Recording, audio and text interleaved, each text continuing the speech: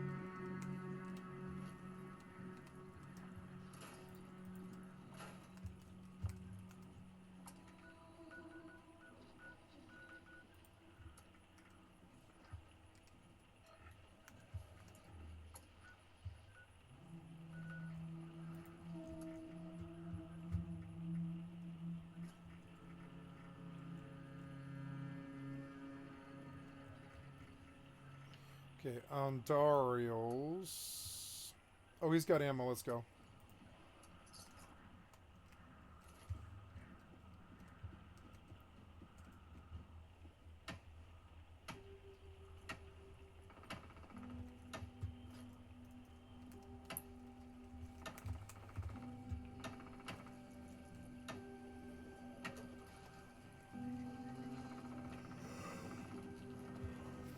Interesting design.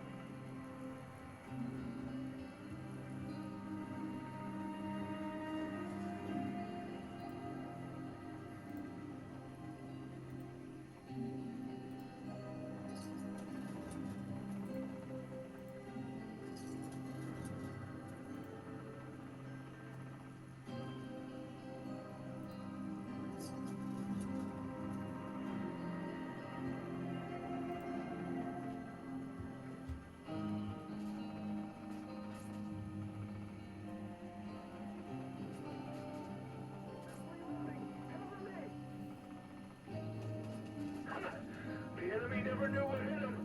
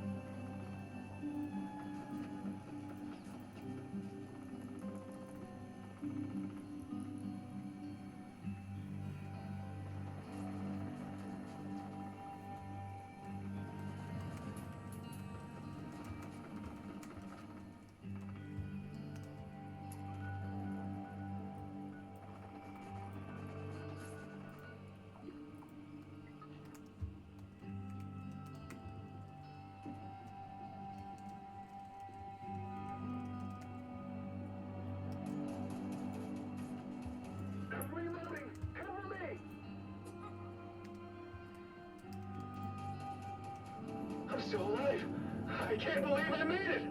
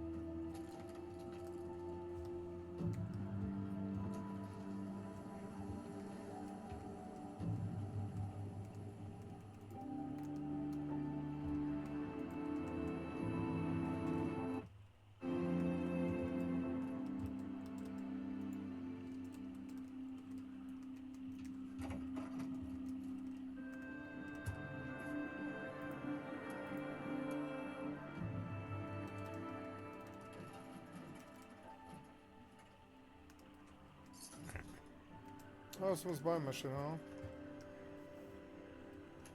Thank you.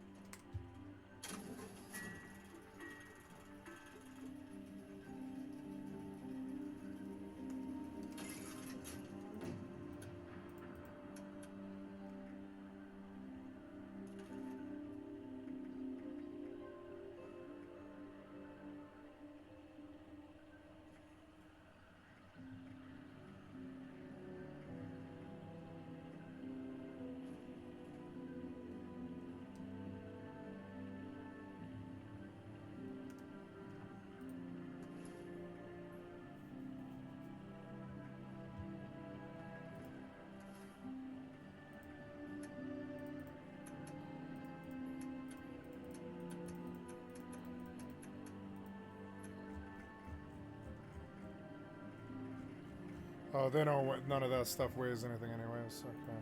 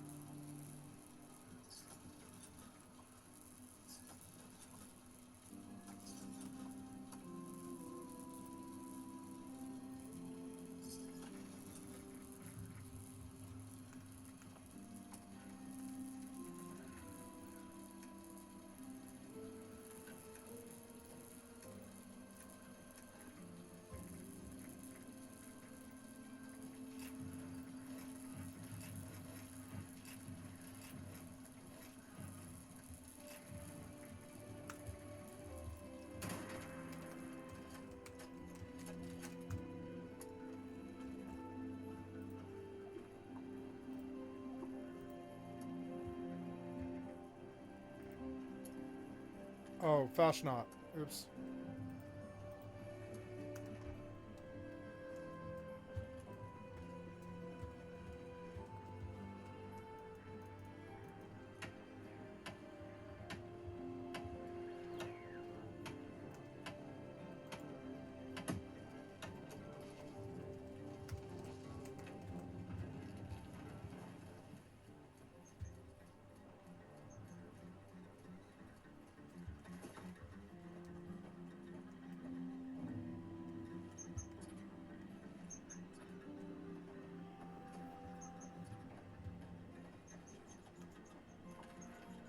Oh, did it end as I arrived? Oh, it ended as I arrived? Really? Oh, no, there we go. Oh, no, there we go. There we go.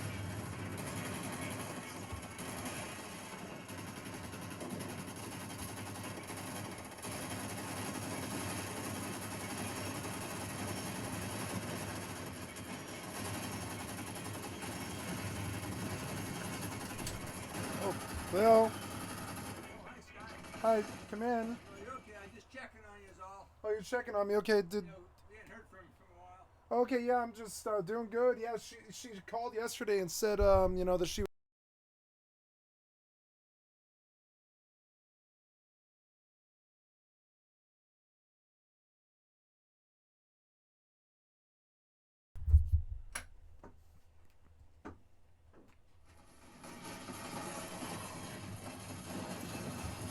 My stepfather.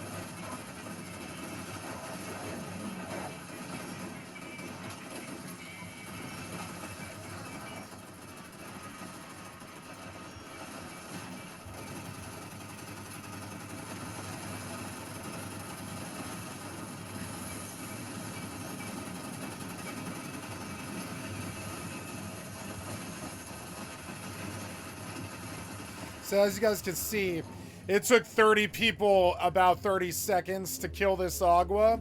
You see why I couldn't kill that one with Bag on. It takes 30 people to kill them. It's like actually insane.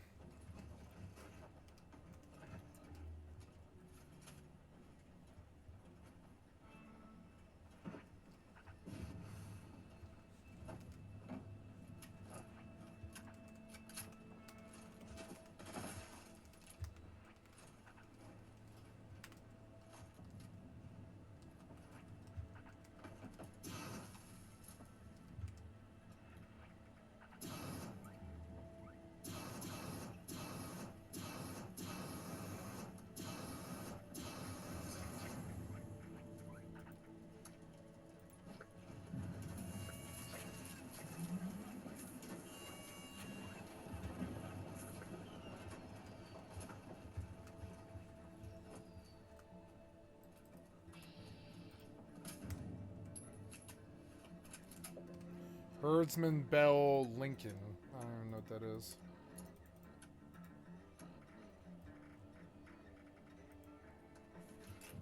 Herdsman's Bell Lincoln, whatever that is.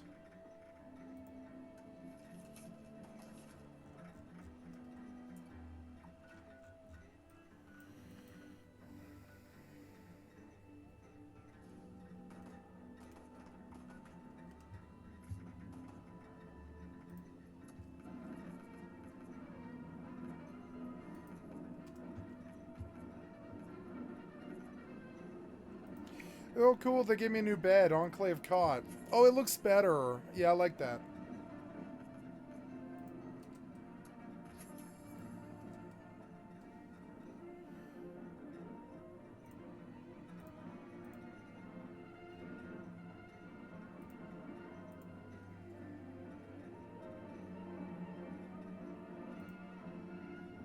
Oh no, it's $100. $100, yeah.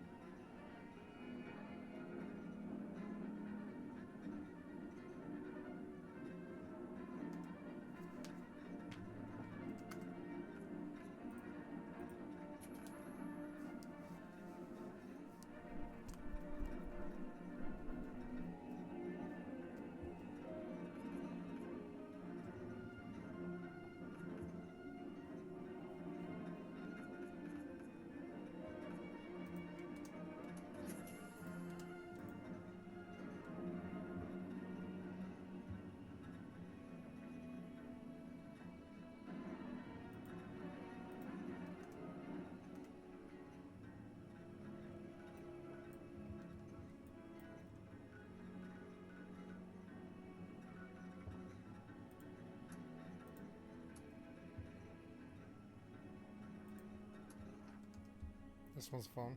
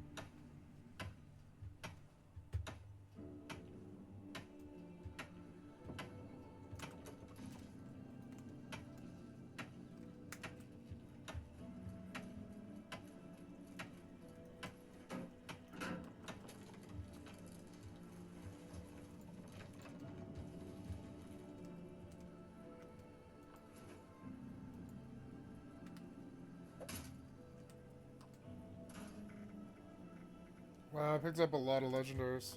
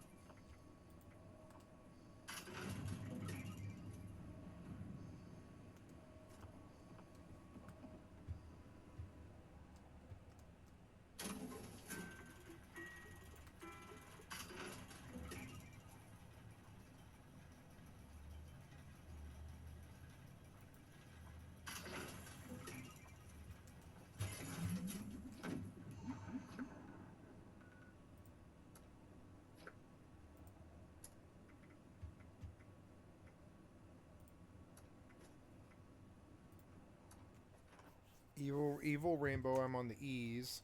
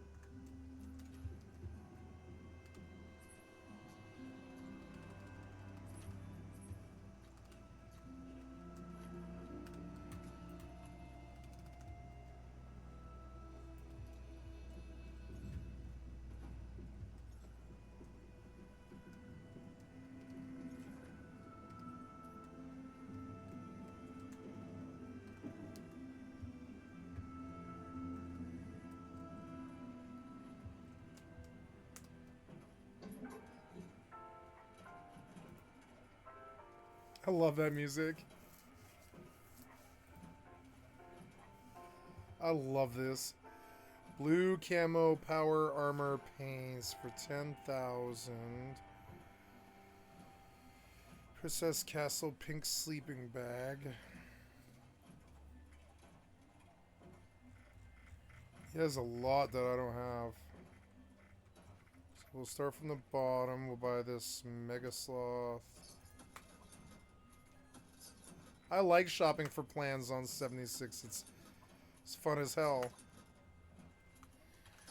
You know, I've got to gamble the rest of these. I really have been pretty lax about this.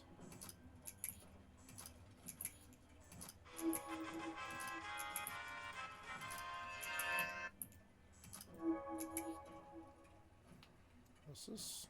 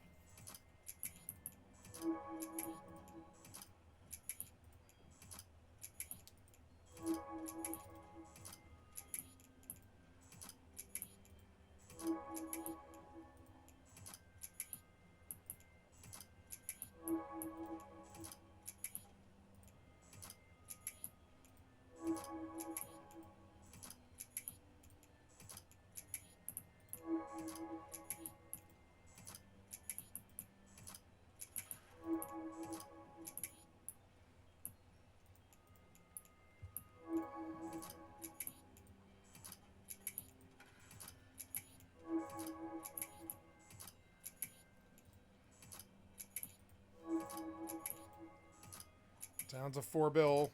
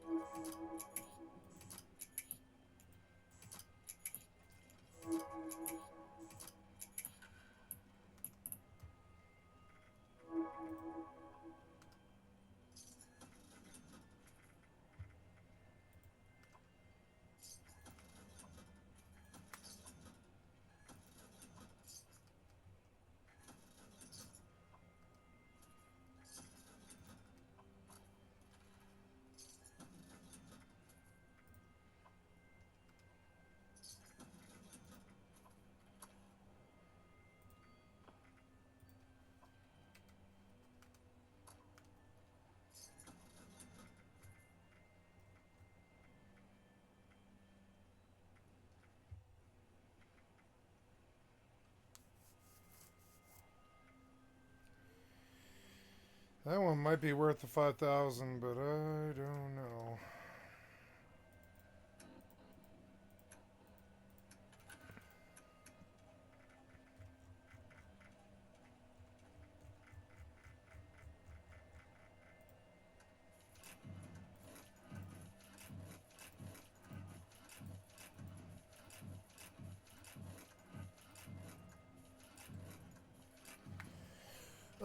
Guys, I'm going to go make breakfast. I'll be right back.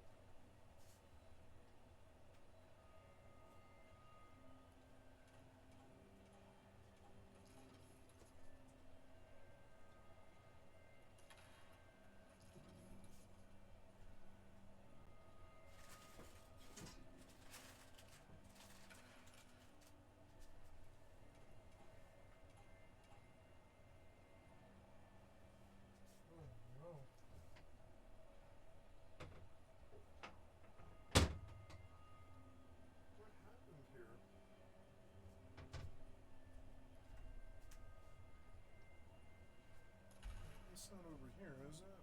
No, it wouldn't be over there. It would be...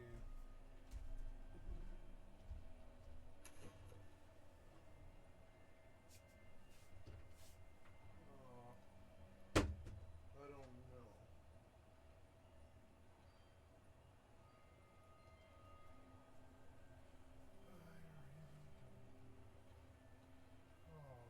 I was gonna have a fruit drink, but I don't know.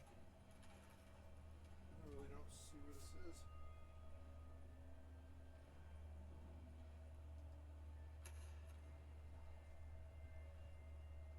I don't see here. Maybe with some light might help.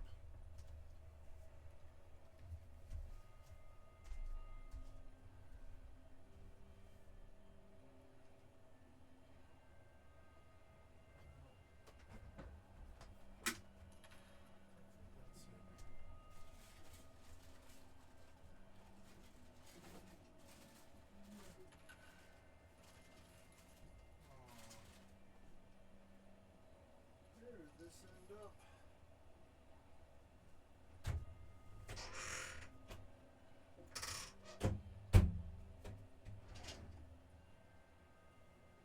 Oh.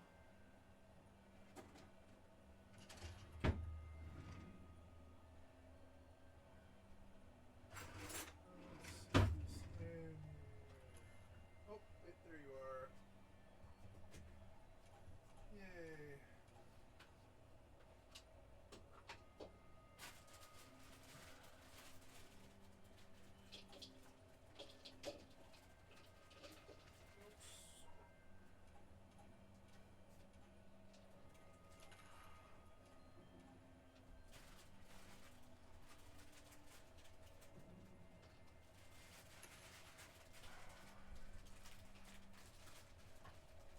Okay, frozen fruits, flax.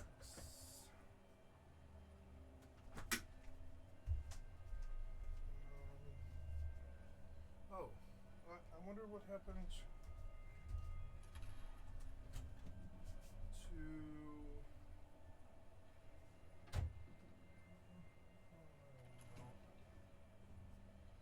It's fine, I'll just get one.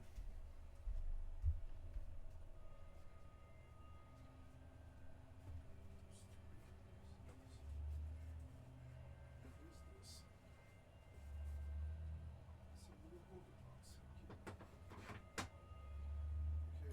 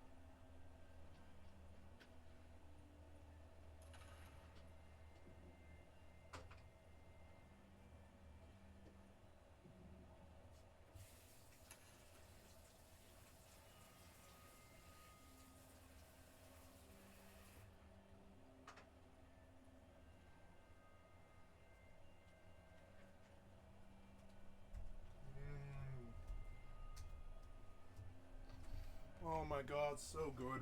Oh, yeah.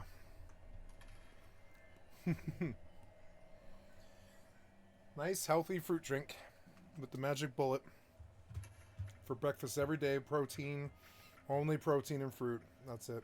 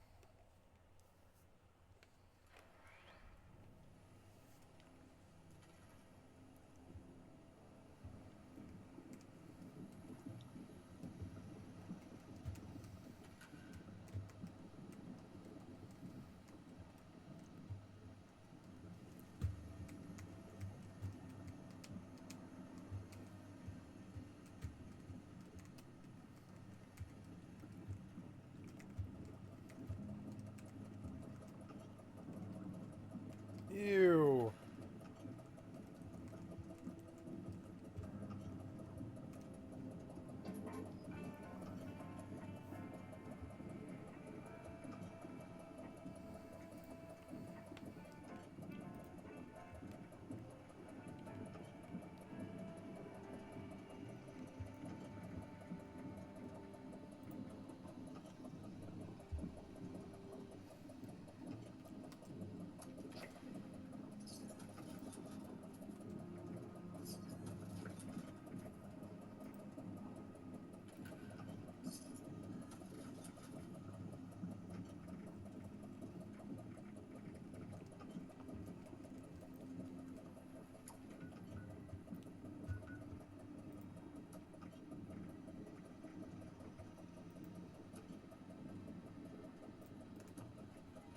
Wait, didn't he have ammo? 308.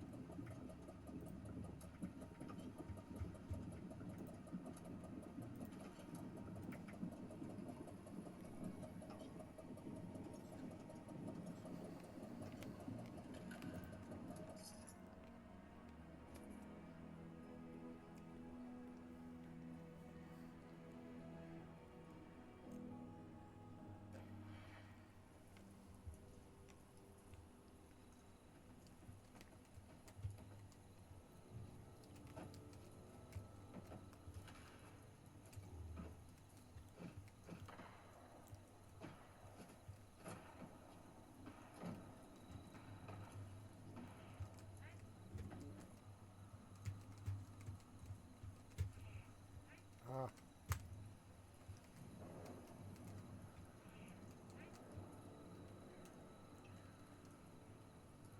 Oh no.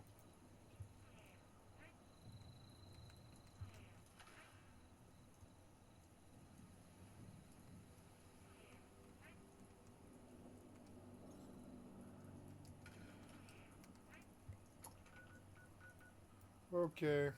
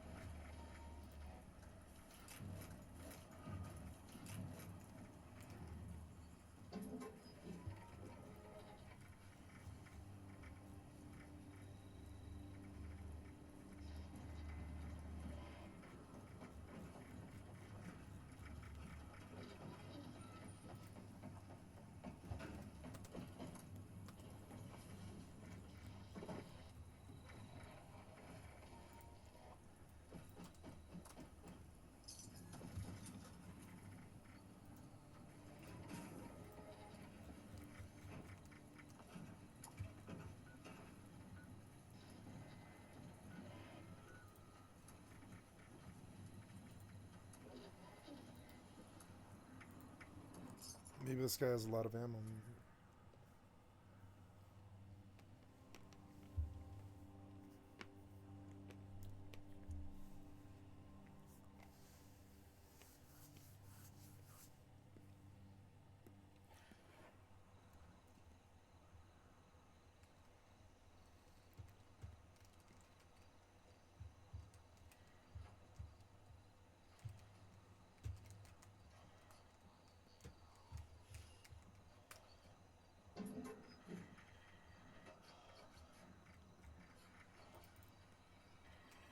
Real weight.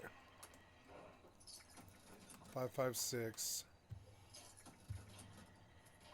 No 45 though.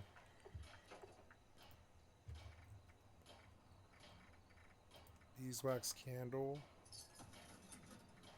Ooh, I spent some money today, like 10,000 caps. No, I don't want 5 of these.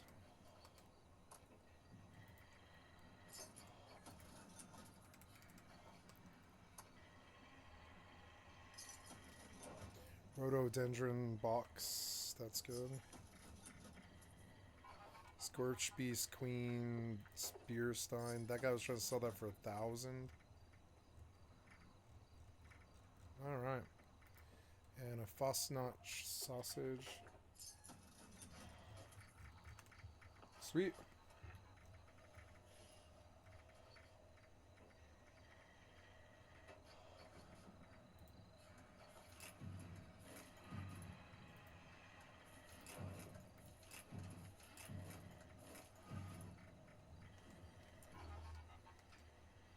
Oh, I thought that was a player. I was like, what?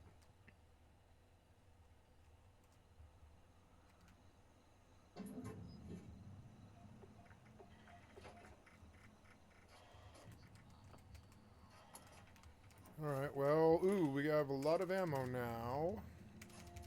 I'm feeling better about my ammo. Nice. Okay, we're fully combat ready again. We're going to take a ride home.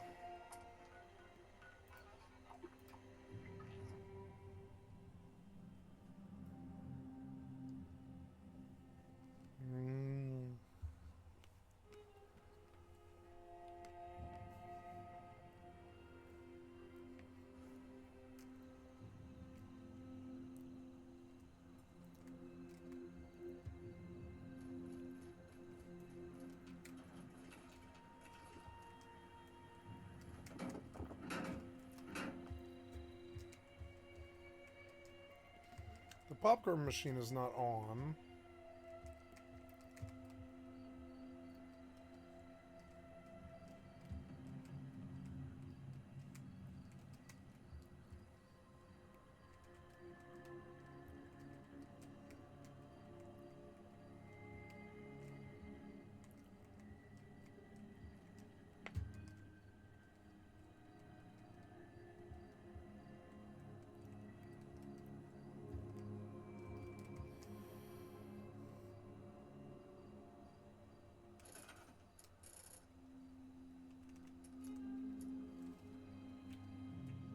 Yeah, just a power pylon, probably.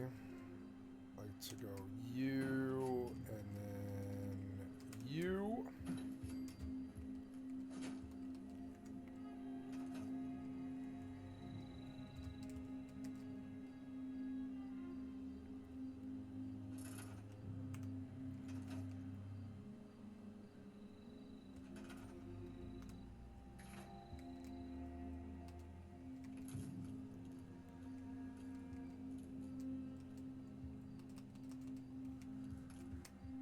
Too far or what?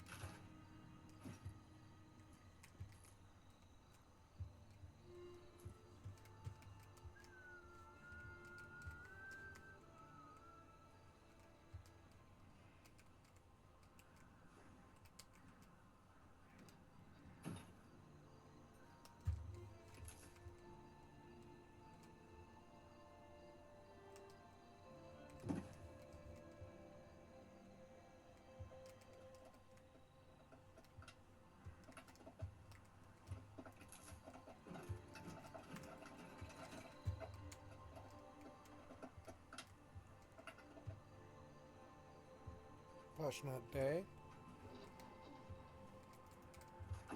Nope.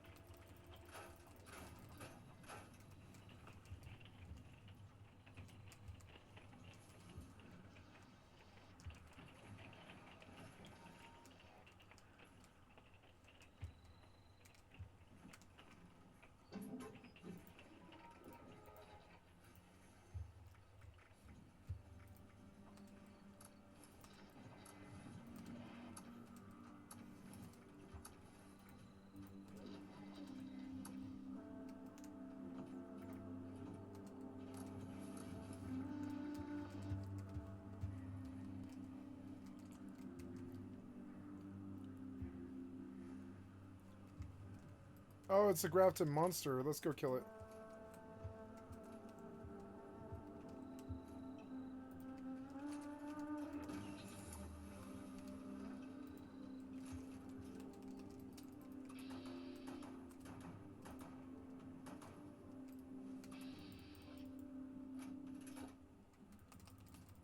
Fire, damn it. Killed so many things right there. It was good XP, whatever.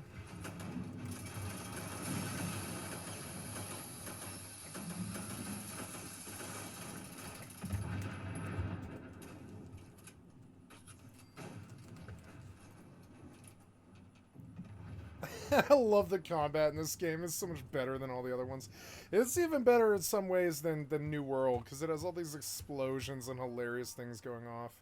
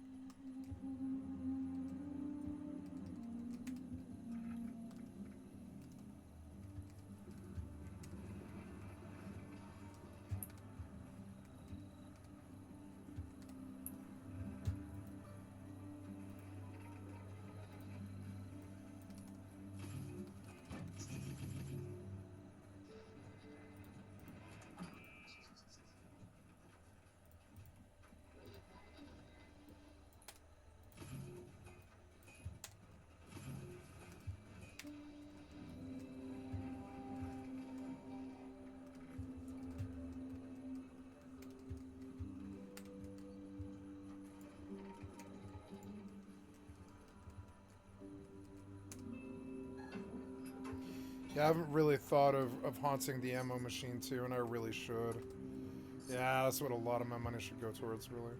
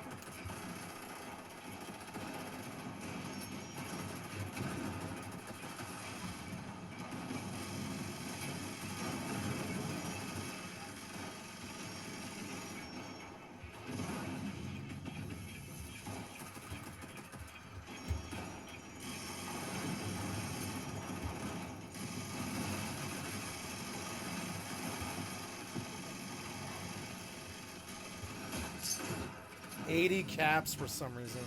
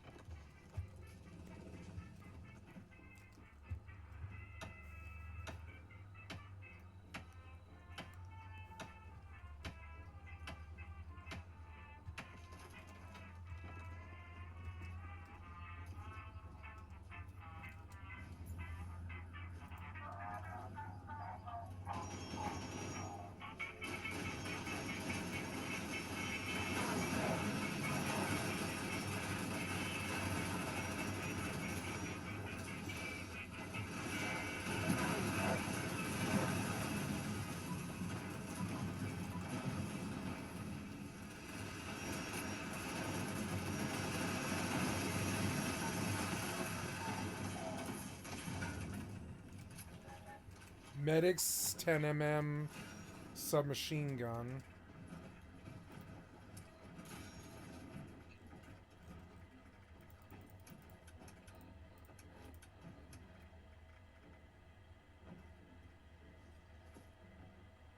Oh, it's a healing gun.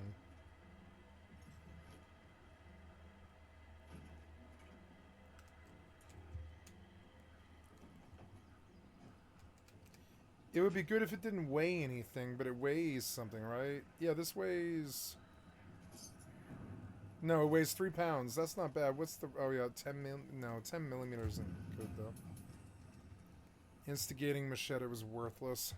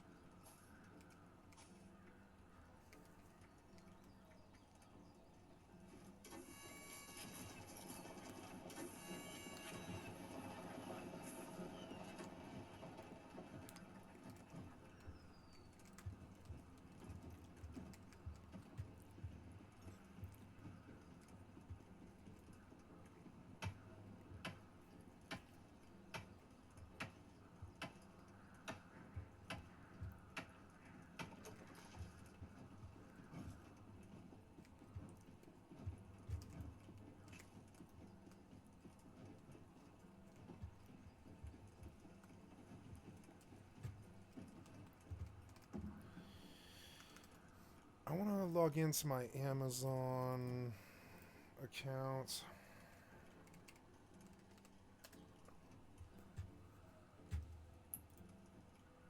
And the way that you do that, or one of the ways, is by going to the trader, and then you can buy a ton of bread.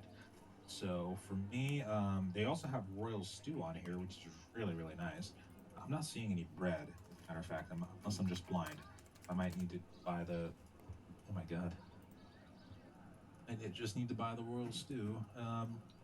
That's pretty expensive. I actually haven't seen camp food before, so I might actually try this out. I've never seen that. But as you can see, there's also like a bunch of different interactable items that you can use, and I think these give you quests and stuff.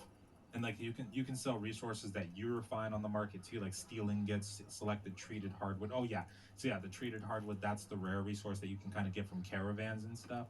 And the steel ingots, I think you need to use the iron ore that you get from those rare trade caravans as well. So it looks like camp food is only giving me 7, so that's a little interesting. We'll see how, although it says 6 hours until no food, so we'll see how good it does. We'll see. Maybe I'll come back and get some more of that later if it's really nice. But now we're going to be heading up north so that I can try to recruit some of those noble troops, and I'll show you a little bit about how that works before I'm done with the video, because we've been talking about so much today already. Ooh, also I almost forgot. So this is actually the Black Claw mission that I was talking about. So when you have other players, you can come over here and then you can all investigate it together. So there's me, and there's 2, 3, 4, 5 people that can join up with all their armies and stuff. And this is a daily quest that people will be advertising for throughout the day normally. So when you see it happen, if you have a decent army and you feel like you're comfortable with it, I would give this a try when you can. And then also on top of that, so there's going to be random encounter places like this looted caravan around the map. And what these are places that you can rescue companions.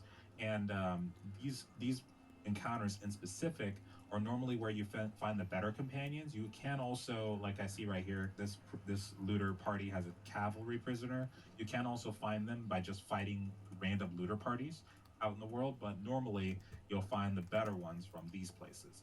Players will normally sell them. They can be very expensive if they have really good traits, so that's something to keep an eye out for too. Okay, we've reached the northern area. So this is kind of what I was talking about here. This is the PvE section, the Hawk's Possession, as a matter of fact, like you can see down here. And these are the northern bandits. Oh, I got somebody up here too. So if I go up to that top area, I would not be surprised if that person might try to catch me. But this is where I found the Kuzite Dark Hands, as a matter of fact, right up here. So I think they're kind of roaming around, and I don't know if I'd be able to outrun them. I'm not sure. Doubtful, because I don't even have my first riding trait yet, beginner traveler. And then I didn't actually see. I forgot to check and see how much riding skill he actually had. But I'm gonna probably double back here a sec and see if he might be following me. Just curious.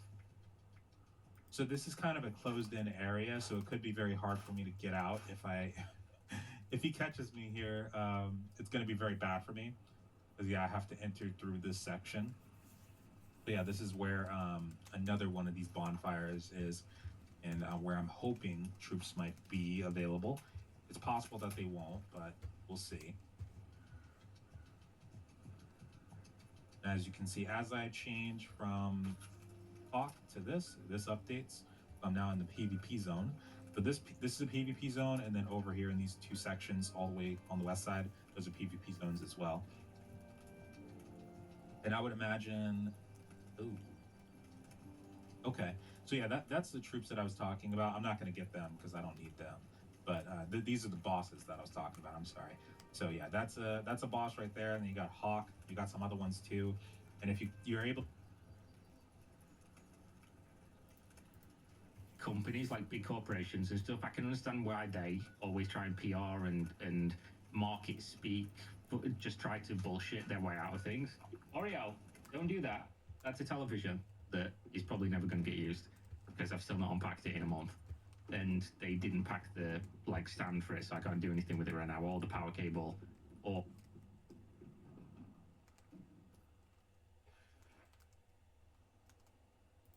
then ask me to trust you about later.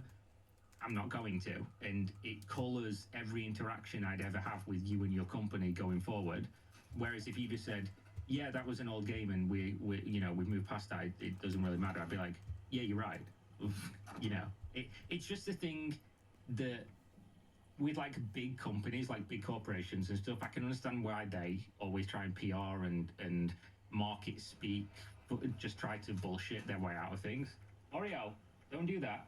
That's a television that is probably never going to get used because I've still not unpacked it in a month. And they didn't pack the stand for it, so I can't do anything with it right now, or the power cable, or the remote. for both the TVs, so it's really good, going good. Yeah, I understand why big companies bullshit you, because legally, like, it's probably a defense of just, oh, we'll just obfuscate and whatever else, and then nobody can really catch us on something further down the line, and we might have legal problems. If you're like a small dev or something, you should just be like, yeah, own it. It is what it is. Whatever, who cares? And just move on, and people will be like, yeah, actually, you're right. That's true. Nobody does care, but they never do. In our latest updates, we've made it even more difficult by implementing level restrictions for the global chat they reset, system. nice. Additionally, That's like the bare minimum, by the way. No online game with currency trading should ever launch without something like this anyway. In the latest update, we put something in that World of Warcraft learned 20 fucking years ago. major MMORPGs like Albion Online and New World also face similar issues from time to time. However, no one claims that these games are in partnership with RMT websites. Those games also would immediately remove the content creator role of somebody advertising RMT websites in their game, in their Discord server, and also have never partnered with an RMT website. So there is a little bit of context there, but I do agree that the criticism of, like, there's gold spammers in your game, is that because you accept RMT, is kind of just, like, pointless, just because every MMO has gold spammers. Every game has gold spammers. Log on Path of Exile 2. They are gold spammers. They're, like, whispering you and shit. They're posting in trade chat. Like, this never goes away. It never will go away. Remember the good old days in World of Warcraft where they figured out how to stop the gold spammers in chat for a little while, and instead, gold spammers would fly hack gnomes to land and spell out gold advertising on the floor in Stormwind and Ironforge. Those were the days, bro. The creative way to make a business out of selling gold. World of Warcraft history is just, that's on display, and it's so fucking funny. That shit was hilarious. I wish they'd left it in the game just because it was funny, but that went on for a while. This will always go on. It is what it is. It's not a big deal. Sometimes people focus only on negative comments and form judgments accordingly. That being said, many players who actually experience our game express their satisfaction. Ultimately, who you choose to believe is entirely up to you. Yes, believe us, the people repeatedly saying things that just don't make any sense. But I do love when companies do this. It is true some people are enjoying the game. It's got like 49% positive reviews and 2,700 players are logging on every day at peak. So probably, 10,000+ people per day are logging on to play, which is good. It is what it is. If people enjoy the game, cool, that's great. I hope you continue to, and hopefully the game continues to get better, because having games vanish isn't something I want to happen personally. But it is funny when you frame it as like, that being said, many players who actually experience our games, that's just like a way to hand wave criticism away. They don't speak English as a first language, so maybe it's a little bit unfair to pick through like specific wording. But this feels like the person writing it has a good handle on English, whether it's AI, who fucking knows. But either way, whenever you say something like, oh, people who actually engage with what I'm doing or saying are actually satisfied, what you're saying is everyone else is uninformed, and also dismissing the fact that over 50% of people who engage with it don't like what you're doing or are satisfied, so it doesn't really mean shit. I don't entirely trust the devs' response to this question. They said the platform you mentioned did not sell any items that could be considered RMT. You can fact So check I this in checked 10 this seconds. website myself, buynogame.com, and you can buy Lost Ark Gold, PoE2 orbs, and items for various MMOs such as Night Online. Certainly meets the definition of an RMT site to me. Unfortunately, Wayback Machine isn't working for this website, so I can't find exactly what was sold in their previous MMO. So if you want to trust the devs that they only used this RMT website as a payment gateway, then that's up to you. Yeah, the problem was that the pay to win in the game was also fucked beyond belief. So in combination, those two things are just like, yeah, disqualifying. Many people felt that your previous MMO, Kra Online, was rug pulled. What caused you to shut the game down so quickly and begin work on a new MMO? First and foremost, K-Rot Online was not shut down suddenly. In its final 4 months, the game had an average of 50 to 100 active players, making it increasingly difficult to cover server costs. We openly communicated this with our players and informed them that if things continued this way, we would not be able to sustain the game in the coming months. So the shutdown was not unexpected. Players were aware of the situation. The closure of K-Rot Online was not a decision made. That's fair enough. I'm not going to go fact check it. I can't remember what I was told originally. That's fine. Games failed. It's all good. The issue is this next part. To transition to Quinfall. In fact, we had already started developing Quinfall. Our goal was to focus on a larger global project, and as a team, we expanded our efforts to bring this vision to life. Now, what you have to remember is when I looked into this, this is one guy, right?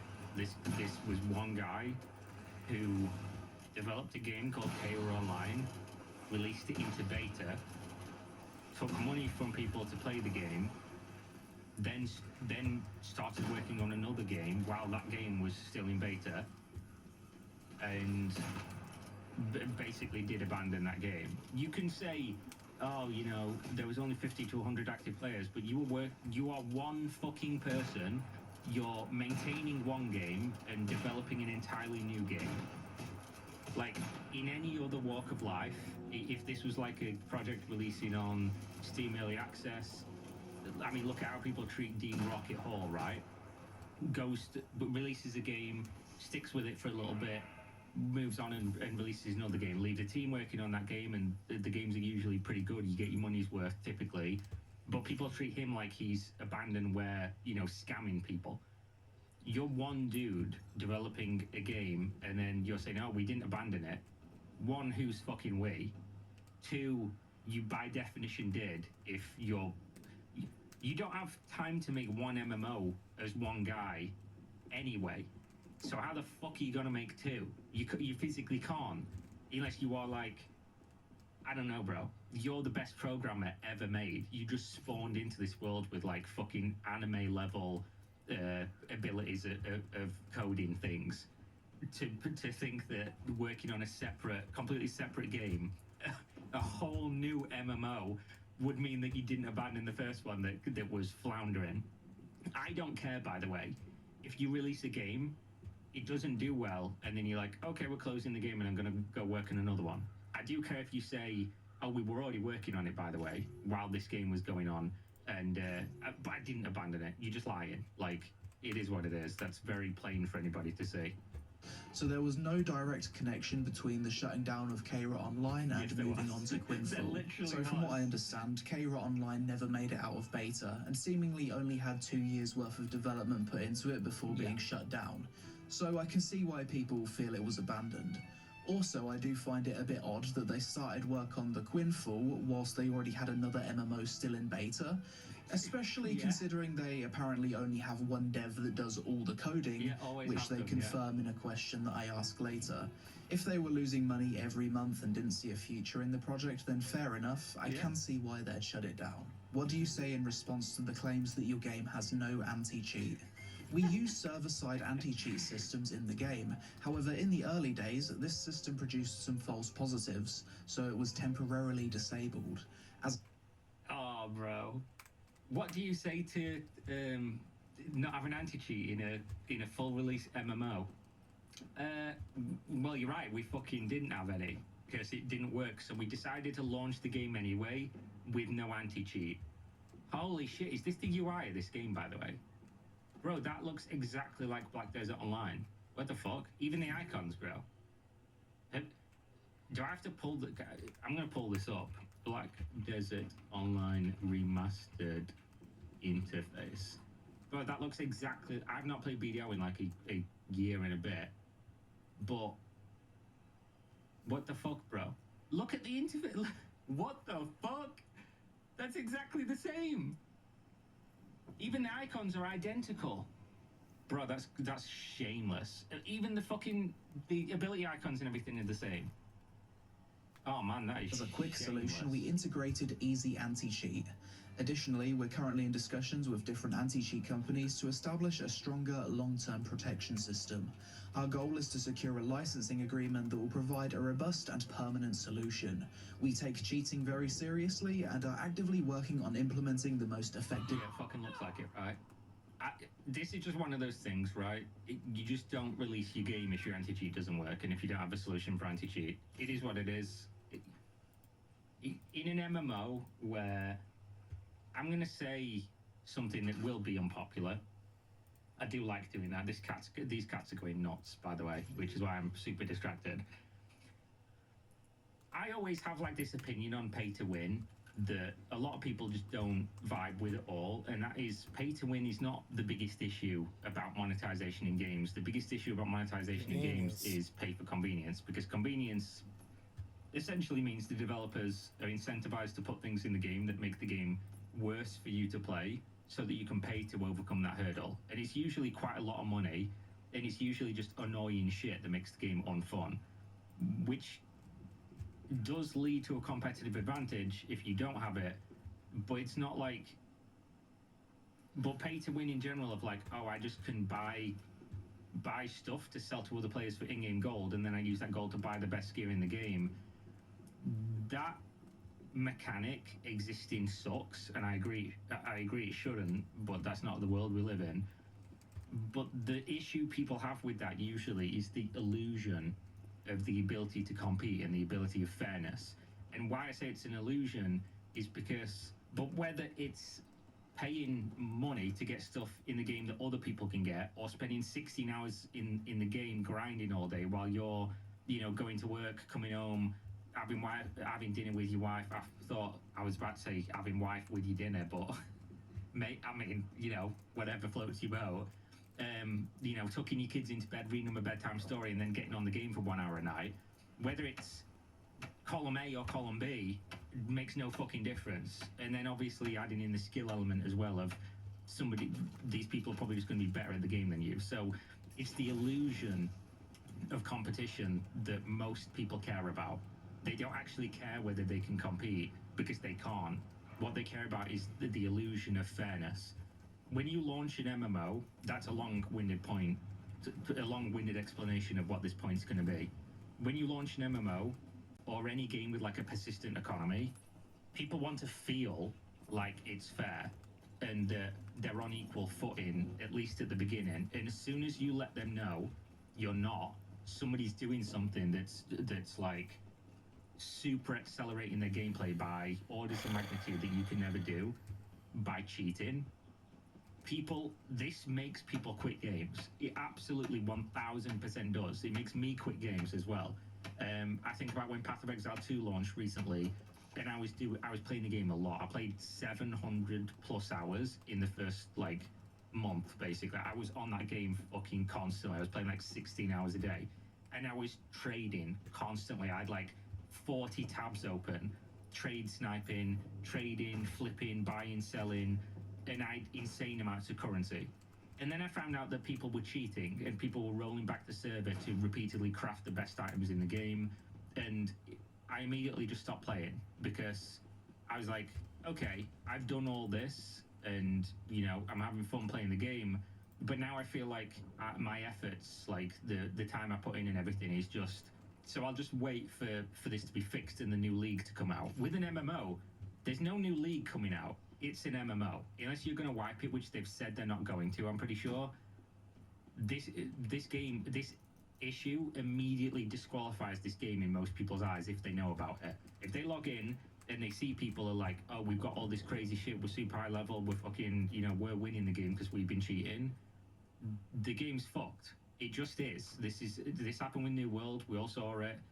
People were duping, clans were exploiting, people were getting insane amounts of currency and making the game imbalanced. That was one of many issues that compounded in New World being what it is. But this will make people quit. And in MMOs, especially sandbox MMOs, especially PvP MMOs, the snowball rolling downhill is what kills these games every single time without fail. Even if this game had a healthy player base that could support it, as soon as people start quitting for one reason, and people start seeing less people in the world, the trade's not as popping, there's not as many people to do stuff with, there's not as many people to find in PK, the snowball keeps getting bigger because then those people quit, and then there's less people, which makes more people quit. This is like the death knell of sandbox PvP games. I played all of them. Not going to play this one because I feel like it's probably a waste of my time. I played all of them, and this is how it goes, always. So this is fucking dog shit. You never release a game like this. System. Okay, I mean, it's all well and good claiming that you take cheating seriously, but their actions don't match their words. Why would you even launch a game in early access without already having a permanent solution to anti-cheat? I checked the Quinfall Discord, and they don't plan on doing any wipes. So anyone who cheats now and gets super far ahead will have a permanent advantage. They already went through all of this with their previous... Why the fuck is that guy's name CEO in the Discord? I hope he doesn't work for them, and if he's like the main guy and he has his name as CEO in Discord, like, fuck me. Memo, which was super easily exploited. So the fact that this is a problem in Quinfall can't be put down to inexperience, but incompetence at this point. What do you say in response to the claim that your game is client-side authoritative and easily exploited by hackers? Due to the vast content of our game, some data is processed client-side. However, all of this data is filtered and verified by the server before being reflected in the game. So as you can see on screen here, this is the cheat guy that Pion talked about earlier, that is literally showing that this is completely incorrect. He's literally using like a fucking cheat engine that he's created, and he's just teleporting mobs into a big blob with God mode on and attacking, as you can see there. I don't know if you can read it. It says 3x hits, and he's got God mode on and super speed. Like, this is pure dog shit. I don't care what you say about, like, no MMOs have this. No big MMOs have this issue. This shit is all server-side, as far as I'm aware. This means that these client-side processes do not create critical security vulnerabilities, such as item duplications or other major Completely irrelevant, because the amount of stuff you can farm by doing this might as well be a dupe. Exploits. The client-side processing is mostly limited to aspects like movement speed modifications, attack speed adjustments, or minor tweaks to NPC behavior. These types of exploits can be prevented though through third-party anti-cheat solutions. Bro, he's got invisibility as well. Jesus. And we are taking necessary precautions in this regard. The day after they implemented easy anti-cheat into the game, I got in a call with a guy on Discord who opened up a cheat client that was coded within 20 minutes and had powers such as God mode, 3x attack speed, the ability to suck all mobs in an area together to speed farm, perma auto fishing whilst playing the game normally, being able to kill other players in safe zones, super speed material gathering. Wait, perma auto fishing while being able to play the game? Not wait, he's fishing while he's running around playing the game. Bro, bro, this fucking game. What a pile of shit. And access to areas of the map currently not available without exploits. If these things aren't considered critical security vulnerabilities or major exploits, then I don't know what is. To be fair, from what I can tell, you can't spawn in items or dupe, but you can do pretty much everything else. On screen, I sent some questions to the Unity dev that made the cheat client. You can pause here to read. How easily were you able to create a cheat client for the game, and what level of expertise will be required to make it? Could anyone do this? He replies, it's not super easy. Making a full cheat client takes time and know-how. It's not something just anyone could whip up. If you have decent programming skills, you might be able to bypass anti-cheating. After that, it's easy. Yeah, this is like the barrier for most cheating in games. The anti-cheat is the hurdle, and as soon as you get past the anti-cheat, you can then basically do what the game allows you to do, right? Which in most games is... Stop it, you dick. In most games, is not a ton of stuff, but there will always be things you can cheat in games. But it just depends on what the server then picks up, because even if you bypass anti-cheat, servers usually have like, oh, you're doing something fucking weird, we're going to kick you, or we're going to ban you, or we're going to send this data to, you know, flag your account, and then somebody's going to manually look at it, maybe with a ban at the same time. So if the server's not doing that and you get past the anti-cheat, GG, right? Because then the things that the developer just said, you can just do it. If anyone played Black Desert Online, they had the same issue. from what I understand, the issue they had was they tied like you know, in a lot of Japanese games that they release, obviously I know BDO is not Japanese, it's Korean, I'm just giving an example.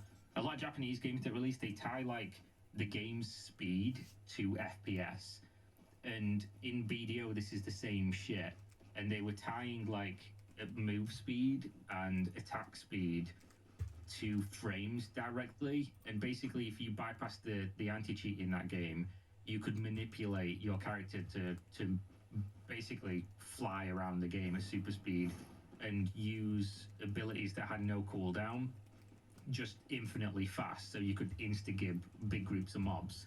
And this completely fucked the game for a very long time. I don't know what it's like now, but it was so bad that they literally had to delete game modes from the game. And this is just a thing that happened. So this is normal-ish, but most games don't have, most MMOs do not have this problem. Most MMOs don't have the ability for you to just make your character infinitely fast and attack super fast and have god mode just because you bypass the anti-cheat. You'll typically run into issues.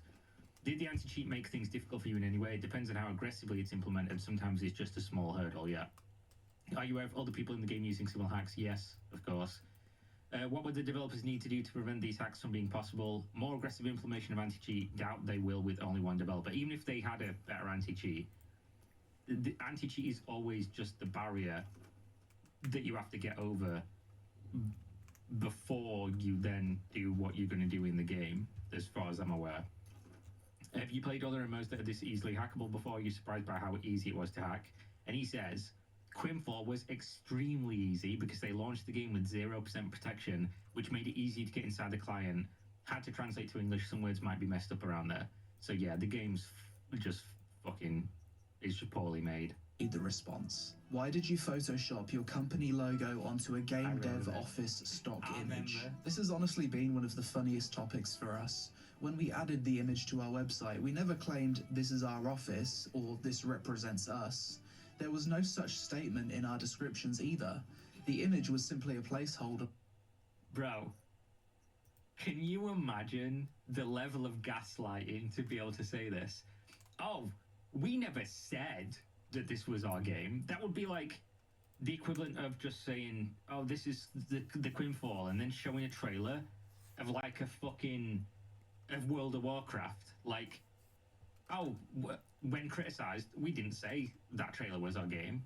No, it's implied though, isn't it? If you have about us and then you have a picture of a fucking studio, what are other people to assume? That it's not you? Like, I honestly never understand how people can say shit like this and then just be like, yeah, people believe this. We didn't say it was us. Why'd you put it on your website then? Oh, you know, it's just, he literally says here, oh, somebody just did it as a placeholder. Like, fair enough, just, you're using a logo here, just use the logo. Why go out of your way to, you've done more work by photoshopping your fucking logo onto an office that isn't yours. You've literally done more work to turn around and say, we didn't actually say that was our office. Like, no, but that's what you wanted people to believe, and now you're lying about it. That our web not just lying, you gaslighting the fuck out of people with this. Like, look at this shit, bro. There's no way that making this took less work than just posting a placeholder image of your logo, which you now have on your website. Like, that's fucking wild. Designer temporarily added during the website's development. Frankly, we never expected it to draw this much attention because for us, it wasn't an issue at all. I hope that's Photoshop. You keep saying us, but I think there's only one dude. The sections that show that it's basically like I mean, you can see this anyway and be like, that's just when you go to buy a house and all the houses are new and they just have the I can't think of the word for some reason. The show home. This is like a show office. It's like a photography office or something. But if you cut the sides off, it's a little bit less obvious. If they did that, I don't know whether they did or not. At all. Fair enough response, but I think it's low IQ to not acknowledge why the MMO community would consider this a red flag. From our point of view, when the Quinfall was announced, we could see this incredibly ambitious MMO talking about having all these crazy features. Yeah. The first thing you're logically going to do is look up the team behind it to see if they're legit, because a massive MMO takes a large team with a lot of funding. And over the years, we've had a lot of scams and vaporware in this genre. How many developers are working on the Quinfall currently? I'm not talking about testers, moderators, or freelancers. How many devs with coding experience are part of Voreg technology? The Quinfall project initially started with just one senior developer. Our team has since expanded, and we now have a total of 42 members, including freelancers, testers, and moderators. No way asked, but okay. So they started with one guy. This is consistent with what I was told the whole time. It's just this one dude. Our core team consists of 10 people. However, in terms of the game's software structure, the 2016 square kilometer Quinfall universe is built on 8 million lines of optimized code written by one single developer, Frenzy. When did they start working on this game? There's no way this is real. There's no way this dude's written 8 million lines of code as one guy in this amount of time. I think it's been like 3 years or something since he's been working on this. This isn't real life. It's okay. If you know, you know. But it's funny to say, oh, we've got 42 members on our team now, but our core team consists of 10 people. So if you're one of the other 32 people, guess you're just a fucking... You're just one of the riff-raff that they've got in there. If you're serious about your game and the game's come out and you've sold the game, it's $20 each, by the way. At least in the West. I don't know what it is for, people in Turkey or whatever. But if you're selling the game and people are buying it and people are buying microtransactions and things, if you're gonna expand the team, why the fuck would you just get like 41 other people that aren't software engineers, that aren't writing code? Like, I don't get, what are the other 41 people doing? I don't understand. What are you paying them for? Because what do you have? None of this makes sense. Everything about this statement makes no sense at all. There's like a million ways to approach it, but there's no point. I'm just lost for words. This shit is not real life. I feel like this response was a copy-paste, considering I specifically asked, how many devs with coding experience are there? It seems like the answer is 1. And it's kind of odd that moderators and testers are considered part of the team. If the core team consists of 10 people, but only one of them can code, what are the other 9 people doing? I mean, what are the other 41 people doing overall? Additionally, I think it's undeniable that over the course of the game's development, Voreg have tried to mislead people into thinking the game's being worked on by an established studio.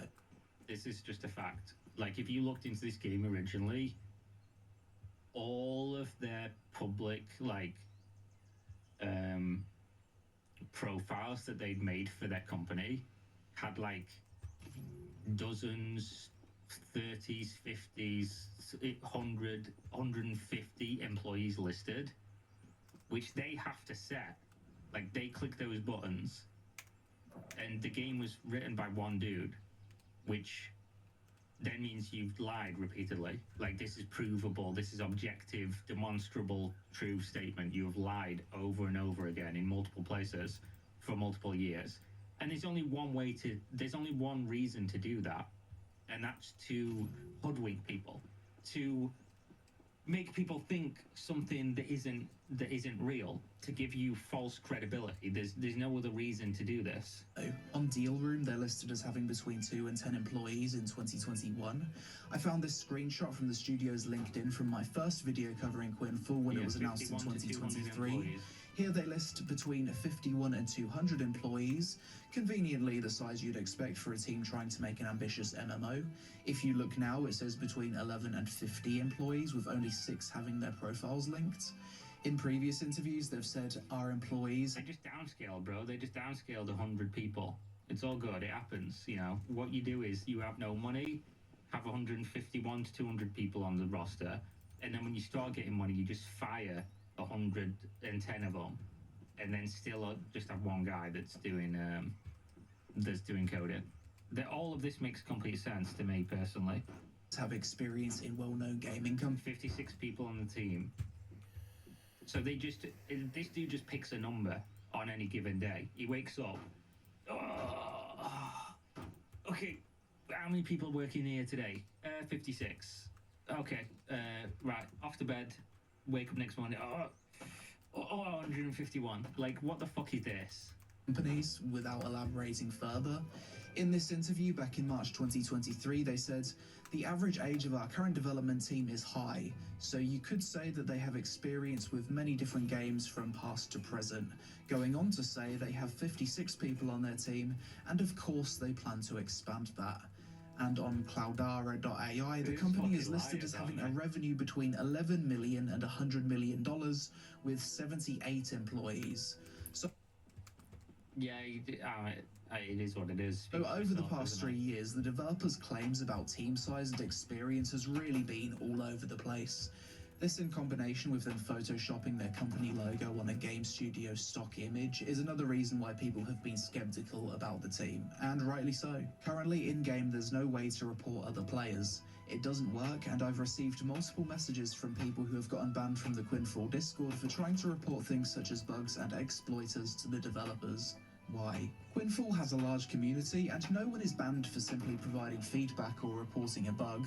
This is completely false and seems to be part of a smear campaign. Yeah, I trust you, bro. You've said loads of stuff recently that's really, really trustworthy. So there'd be no reason why I wouldn't trust you, of course.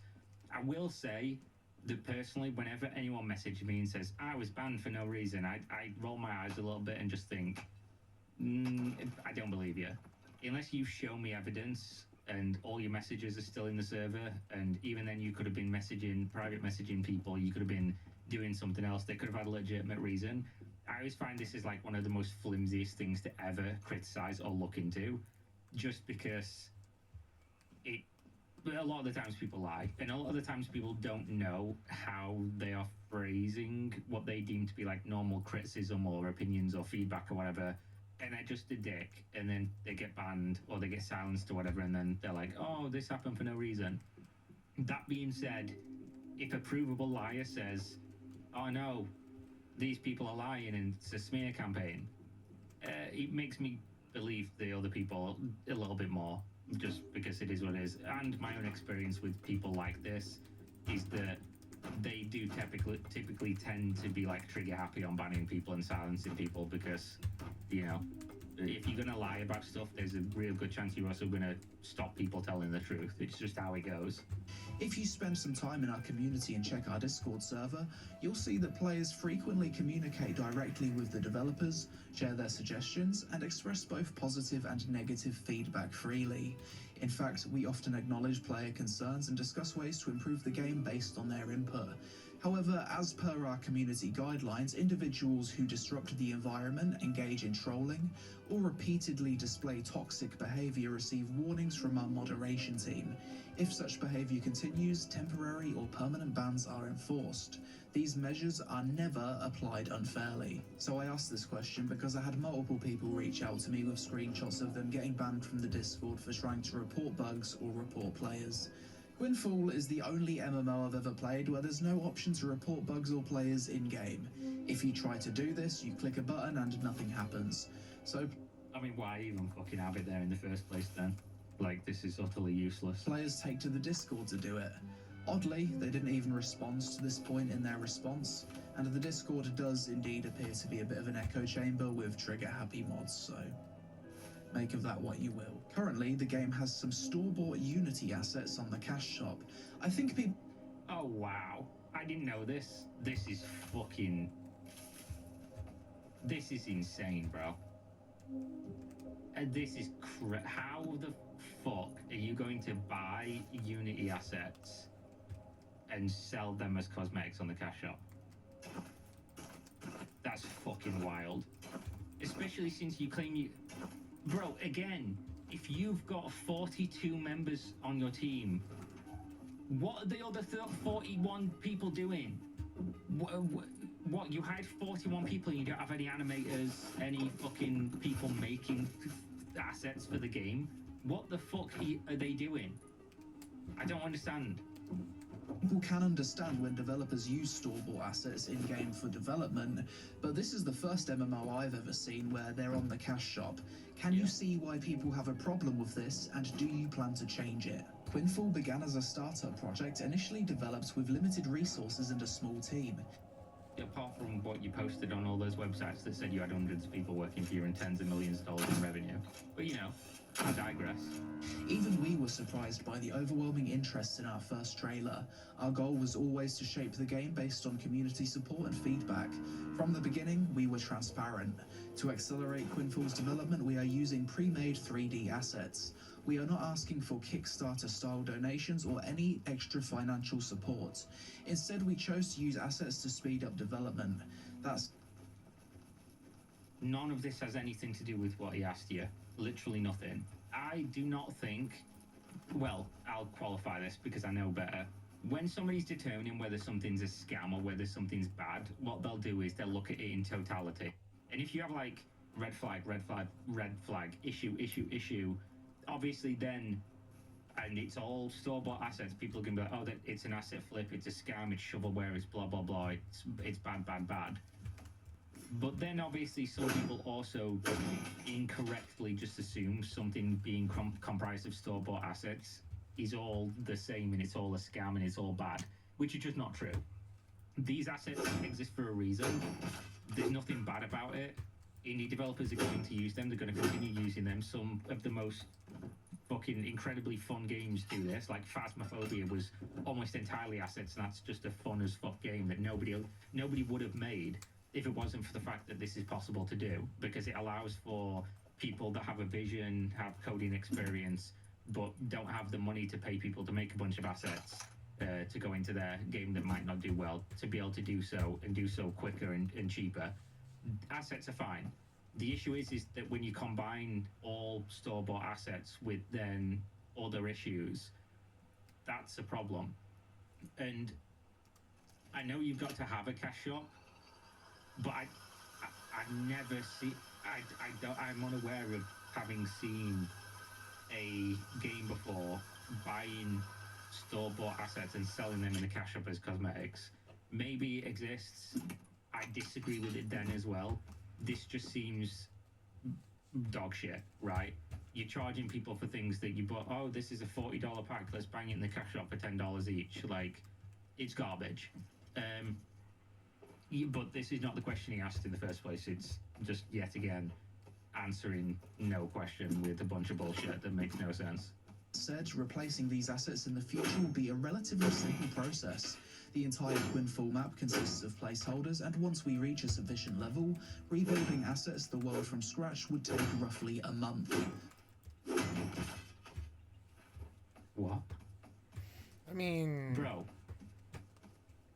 the development pipeline you would need to replace an entire world of custom created assets would be bigger than some of the biggest game companies in the world. There is not a fucking chance you can replace an entire game world's assets that are all store-bought with custom created, modeled assets in a month. There is no way. Even if you could get all of them created, I don't think in a month one person, which you have as a developer, could get all these in the game and looking properly. There's no chance. But the bottleneck is always going to be getting all of those assets made. Like, you need hundreds of artists to be doing this. This is fucking just delusional. It is what it is. So you can consider this a temporary situation. So in my question, I didn't even mention the use of assets for development purposes as being an issue. I think most people are fine with that. The issue is that store-bought assets are being sold on the cash shop, which they didn't respond to.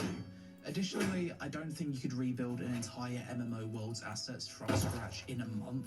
No. That sounds like a ridiculous comment to make after following multiple other MMOs in development for years, but hey, I'm not a game dev. If you are a game dev and this is possible, let me know in the comments. Maybe it's possible with AI, Who knows? One of my biggest critiques with the Quinfall was the game's combat. It seems that the combat is fairly close to what was provided out of the box by Atavism 10. Do you plan on improving the combat drastically from what it is now? Is this something you could realistically do? First, let us clarify that we have no connection to Atavism. As we continue development and release game updates, players will see that a pre-made system like Atavism would not be sufficient for an MMORPG of this scale. That's very interestingly worded. So, this doesn't say that they don't use atavism. It says they have no connection to atavism. Which again, if you're like, a lot of my job is just reading between the lines of what people say. And again, it's going to be an issue if they're using AI or auto-translate or whatever. But saying we have no connection to them doesn't say you don't use it. It's like, oh, we don't know them, we don't work with them, but you could still be using it. And then to follow it on saying, as we continue to develop and release updates, players will see that a pre-made system like Atavism would not be sufficient for an MMO. This literally doesn't answer the question whether you use it or not. This actually completely avoids answering whether you use Atavism or not. Like, this is a major red flag of how... I mean, every other question is answered in a shit way anyway that avoids answering a question, but this doesn't say whether they do or not. If you examine Quinfall's technical infrastructure, you will find no trace of atavism in our resources. We acknowledge that the... But then why even include this bit? You could just say, no, we don't use atavism. Job done. Like, there's no reason to include this. This is just weird. But yeah, they're saying that they don't, I guess. Current combat system needs improvement, and we are actively working on it. We will be providing a detailed roadmap outlining our plans for combat mechanics, animations, and other key features. So the reason I asked this question is that I saw a few comments from people saying that the Quinfall is built using Atavism, which is essentially MMO Maker for Unity. And it makes sense because Atavism basically includes all of the Quinfall's features. In my mind, using Atavism is the only way that one developer could code such a large game in such a short period of time. If you compare the Atavism footage to Quinfall, they do look very similar, but I can't find any concrete evidence to prove that they used it, so maybe they did. Yeah, this does look very... I mean, even running through the trees and everything with how they look, this does look very similar, but I don't know, so I'm not going to say whether it is or not. Nor would I even particularly care if... The only reason I'd care is if they claim otherwise, but then they are. If somebody wants to make a game and every single system in the game is store-bought, I couldn't care less. It depends on if the game's fun. Like, I've played games where every single thing in the game was store-bought and then customized, and I'm like, this is a fun game. I don't care. I feel like that's how I felt about Quinfall. As a talking point is kind of bait for people that want to be outraged. But yeah, it's about whether or not you're open and honest about it. So, it is what it is. Maybe they didn't. Either way, even if they did use Atavism to make the game, it wouldn't even bother me. So long as the game's fun to play, that's all that really matters. Really, I'm just trying to make sense of how one guy has coded this entire game and all of its systems. For the testing of the Quinfall... The game's fucked, so it makes sense why it's one guy. Some users were asked for their phone number and address. I've tested a few MMOs and never been asked for this. Why did you ask for this information? And can you understand why people saw this as a red flag, considering user details were stored in a database as plain text in your previous MMO? To clarify, we never requested address information from players. During the testing phase, phone numbers were required solely to prevent fake accounts. This was purely a verification measure. However, based on player feedback, we've since replaced the system with Steam key authentication. Why wouldn't you just do that in the first place? We continuously adjust our processes to align with player expectations. Regarding data security, we take serious precautions. All information on our website is protected using encryption protocols and is securely stored to prevent unauthorized access. Any comment on the screenshots of text being copy-pasted from the BDO wiki? I remember seeing this, so if they say that this doesn't exist, I'm gonna yet again say, lol, it did. I've just had a delivery. What is it? What was I waiting for? It is probably a magic card. Which one is it? It's an anime smothering tithe. Yeah! That's what I was waiting for. Amazing. Okay, let's finish this video. With modern browsers, anyone can use the Inspect Element tool to alter content of a web page to make it appear however they want. When Quinfall was announced, it naturally posed a threat to some groups in the industry. Oh, fuck off, bro. Yeah. Oh, it was our competitors. Black Desert Line was threatened by the Quinfall. Oh, this is so fucking funny. Unfortunately, smear campaigns and fake accusations are common in the gaming world. So the reason I asked this is that multiple people told me they saw the video links, including other content creators who don't have any reason to lie, but there isn't any solid evidence other than accusations, so I guess we have to discount it. The response of calling it part of... I mean, it's literally here, you can see it, and people are refreshing the page and everything, so yeah. Of a smear campaign from other groups in the industry who saw the Quinfall as a threat sounds a bit delusional though, and certainly isn't common practice in the gaming world. Finally, are there any claims circulating about the Quinfall from the MMORPG community that you consider to be false and would like to speak on? The most frustrating claim for us is that the game is a scam. Anyone can try the game on Steam for up to 2 hours and request a refund if they're not satisfied. Despite this, people still spread claims that the game is fake, which is truly disappointing.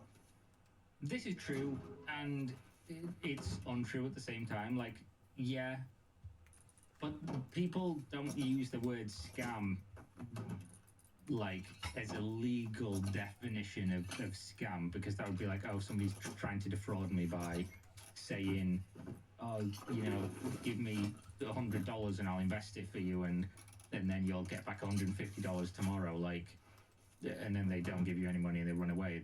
They've defrauded you. When people in gaming typically refer to something as a scam, what they're saying is, this shit doesn't add up, be very skeptical, be worried because there's a history here, this is too good to be true.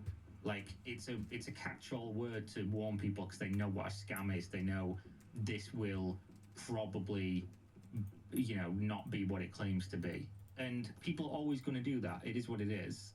And I don't disagree that they should. Like, this is just how things are. And yeah, you can, at this point, you can buy the game on Steam, and if you don't like it, refund it after 2 hours, which is not mega helpful with an MMO, by the way, because MMOs aren't really games you get a massive handle on in 2 hours.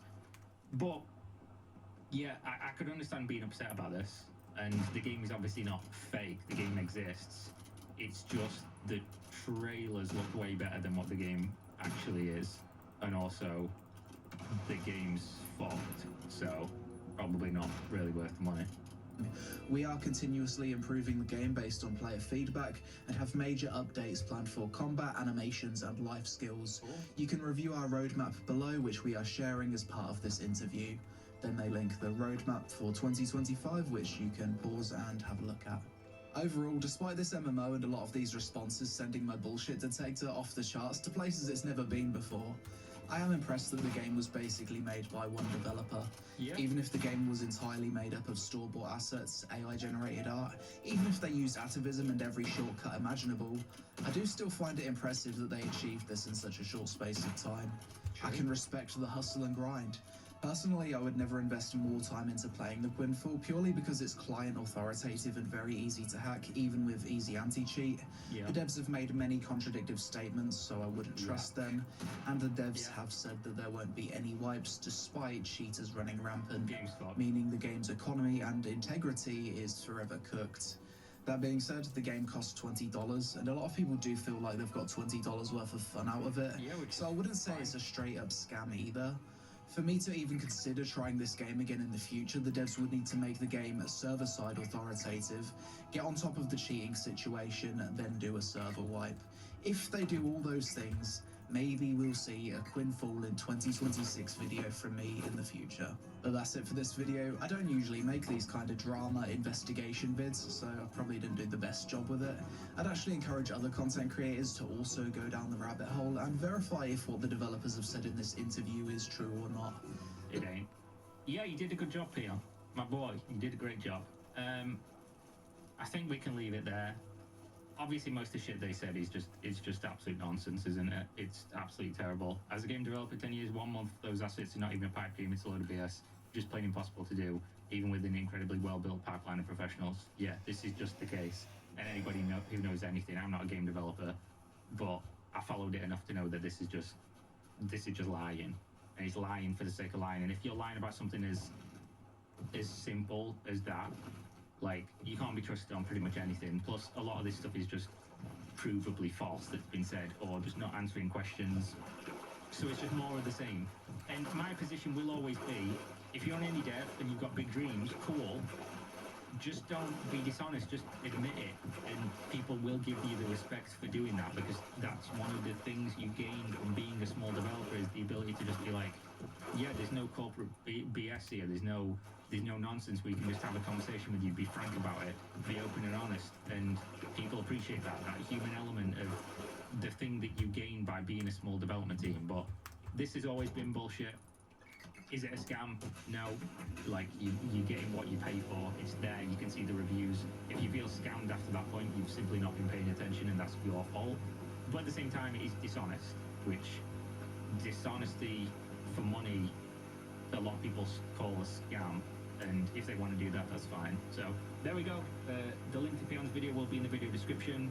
Hopefully you enjoyed, and hopefully I'll see you next time. Go check out Game Subs. You can buy hoodies like this one that you can't even see.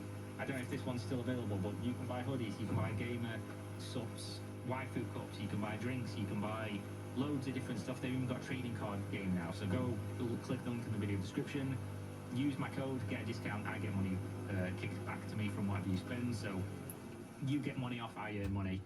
Thanks, and I'll see you next time. Peace.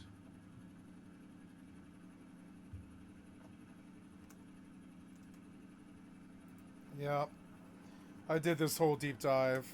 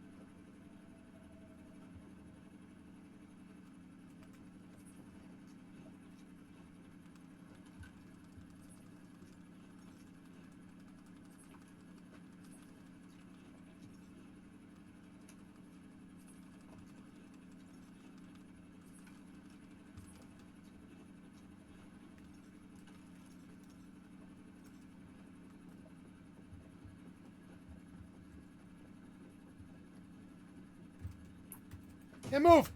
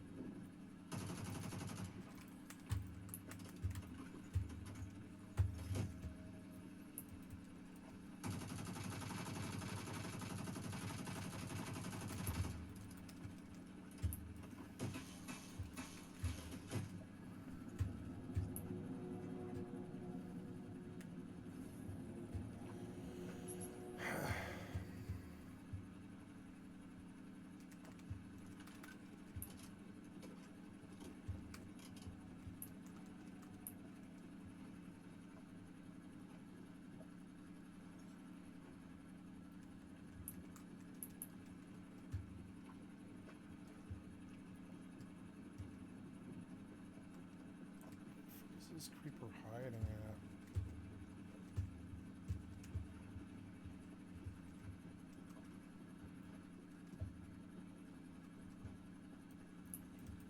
Ugh.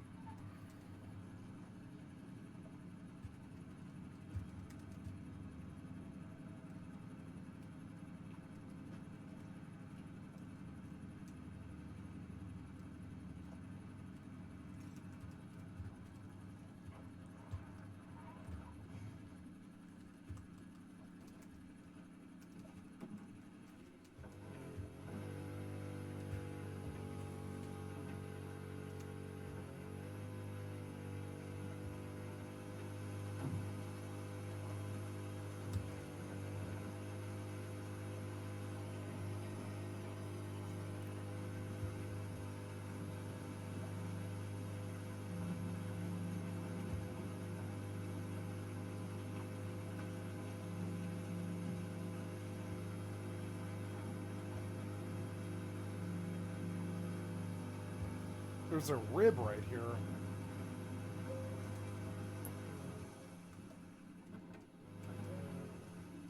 Why is there a rib right here? These fucking idiots on this server, they do this all the time. I don't know if I can really afford to ride a rib, but I would like to check it in any event.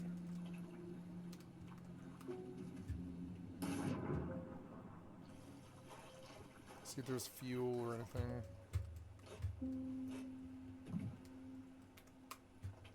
I swear to God, I've seen this so many times. There'll be a rib at this fucking lighthouse somewhere near where I live, right? Or they'll just leave the rib. And I'm fairly sure it's a hacker, and they farm up scrap somehow. Probably just aimbot at large oil or whatever, and they farm up a bunch of scrap, and then they buy a rib so they can travel to me really quickly. Or they just spawn one, I'm not really sure. But I don't know why you would buy a rib on this server. It's 750 scrap or something like this. And they do this all the time to make the statement that they can afford it or whatever. But no, it's just obvious you're dumb and cheating. It's obvious. It's just obvious you're a dumb piece of shit. Dumb piece of shit cheater. It's just obvious. Ain't nobody blowing 800 scrap on a motherfucking rib to just leave it there or whatever, you know. Nobody's doing that. Except cheater, hacker, pieces of shit. The first day I ever met my piece of shit, like 7th stream sniper that lasted the longest, like 3 years or whatever it was. They were blowing rockets at a polar bear in Rust. I'll never forget how fucking offensively stupid that fucking was. It was so goddamn stupid. Now let's see, does this guy live here? He might. Goose and Toxic Fly, I don't know them, but... Just gonna double check here and see what the situation is on this tugboat door. Okay, so we see that some dude built a huge palace here for some reason, and they've been playing, like, since the day one of the year. Because they have, like, all that. And I'm just really not interested, I don't care. But it's good to know it's there. For them, they could just take a tugboat right over to my fucking base if they notice it. I built where somebody can see me, and that's probably really dumb, actually. So the goal is to just go get a tugboat.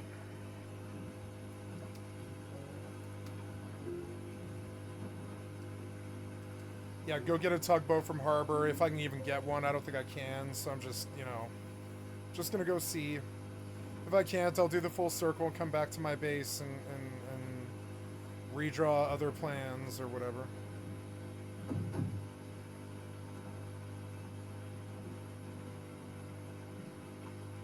I've grown to really genuinely dislike all other Rust players. I don't consider them good people if they're still playing the game. That's fucking fucked up too, for me to say that. But I mean it. I don't really respect Rust players. Something about it. I think the good people in Rust probably quit. And anybody still around is an entirely lower form of, I don't know, gamer or whatever. Like, I left this game. The only reason I'm back here is I haven't seen it in months, you know? So I figured I'd play for a couple of days, but I don't know. Now, I do see a tugboat, but I don't know. I think that might be the crashed one. We'll see.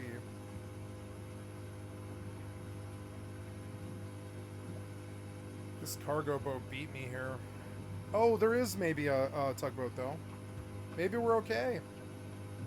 That might be good.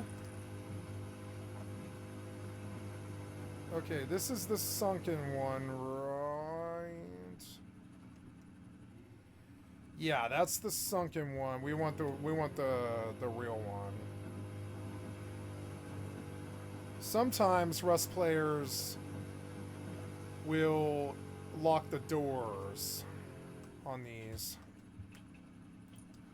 But I got what I wanted, which really does surprise me. I don't want to live by that gigantic fucking base, but now I'm, like, dying, I guess, or something, and I don't really understand why. I'm I'm like dying for some reason. I don't really know why. But anyways, so yeah. So we're going to clear the priv on the tugboat. Authorize, clear, authorize, right? Yep. And then fuel storage. I don't know if that's enough. Like, at all. I should maybe, like, boil fuel here, but no, we'll just try to make our run. Yeah, tugboats needed to be sped up. I hope they did that. They did. I think they did. Yeah, a tugboat will move at like 30 knots or something, which really isn't that bad in terms of boats. Boats don't have roads really. I mean, they do, but they have like lanes. But a boat can go pretty fucking fast, even if it's big.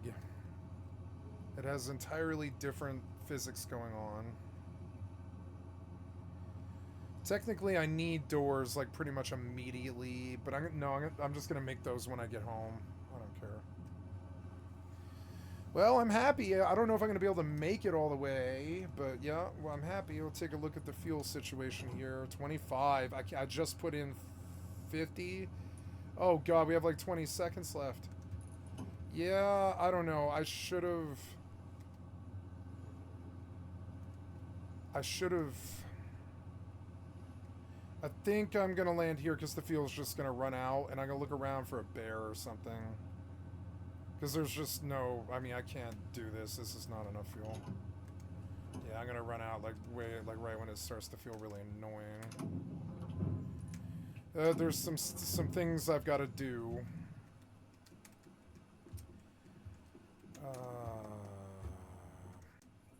I need to farm a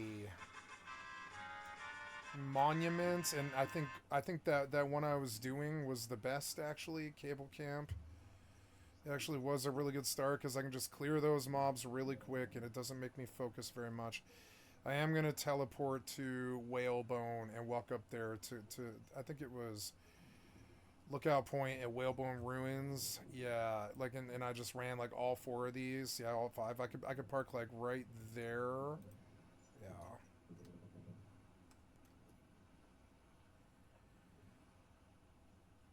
Or no, I want to park right where I lived because I didn't know how good it was. I was making really good progress there, and just moving my way up the chart. But the minute that I like kind of started to get greedy and try to move to higher monuments and stuff, I lost the base. It's fucking fucked up. I didn't do enough prep. I didn't make this foundations stone, and they cracked a box, and I didn't know. But if you crack the box, you lose that loot. If the box cracks, you lose the loot inside, and I really did not know that. I had no fucking idea, so now I've got a whole different plan of how I want to build. And I think it's good that I lost that base, because now I understand more fundamental things about the game, but, yeah. Like, for instance, technically, I think I can make a 1x1. Or, well, I suppose it would be like a 2x2 would be better, or I don't know. No, I think a 1x1 is valid, I think, actually. Yeah, there's a pig, and I also need a tree, but the pig's a good start. Also, there's a crude refiner in the airfield, and I could run airfield. I don't want this guy to run very far, so we want to get as close to him as we can.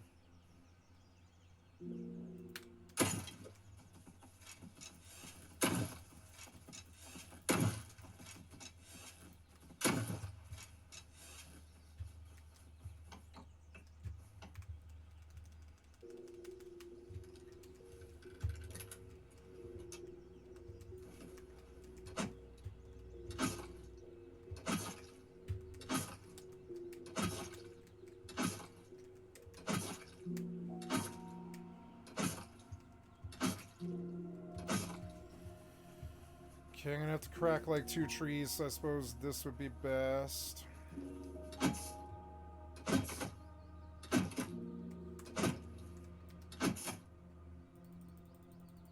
That was a little bit of fuel.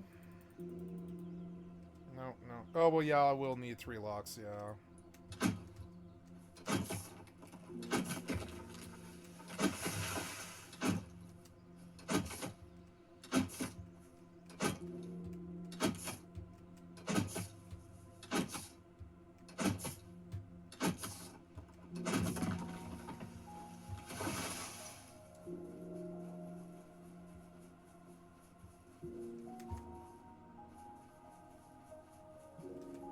I need red barrels. I don't know if I'm gonna find them in there.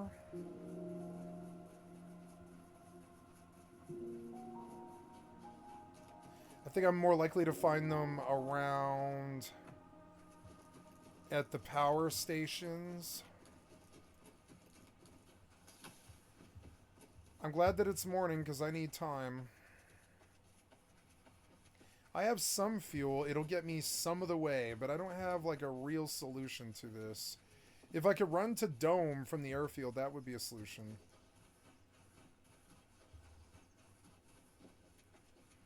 This airfield has been stripped. Or no, I guess not.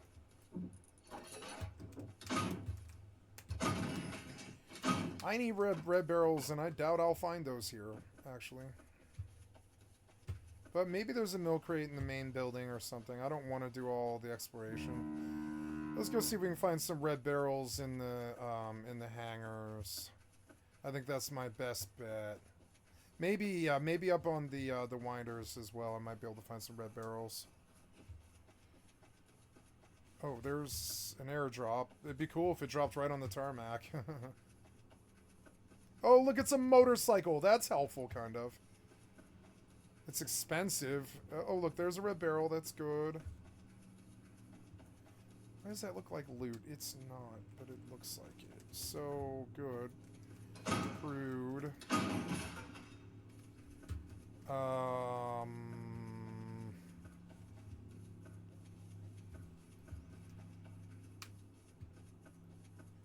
Red barrels. Let's see if we find any more in here. There's another motorcycle and another motorcycle. So we see the airfield is a good place to get motorcycles. I mean, I don't know. With this, we could technically. I mean, I don't know.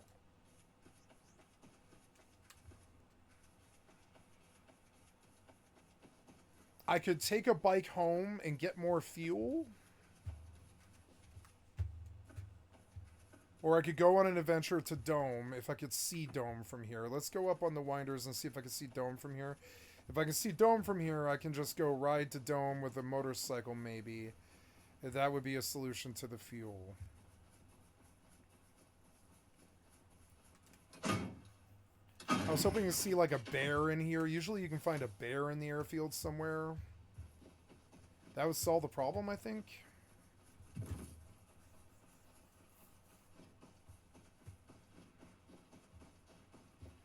You know, I could just leave that 2x1 behind entirely.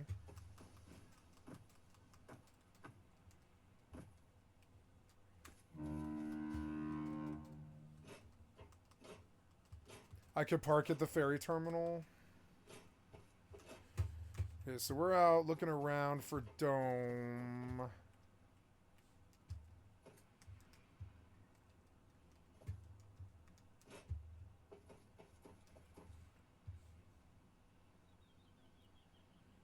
Zombies across the way on the tarmac. I kind of want to check the big building just because it's like might actually have a milk crate. God, it's hard to get milk crates on this server anymore. There's 3 deer. I wish it was a bear because the bear would be better hunting. But I mean, that is fuel that I don't have running around that meadow over there. So I'm going to try and get down. See if I can peg some of them with hunting bows. There is a tarp lying here, which is sort of odd.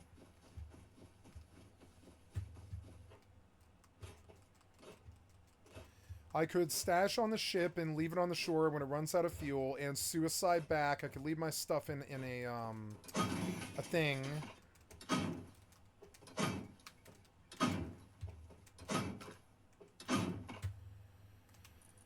Maybe I should recycle now. I want to hit him, yeah, like from up here. Did I miss him? Yeah, I missed him. Like, they're like lasers, huh? Yeah. There's a hit.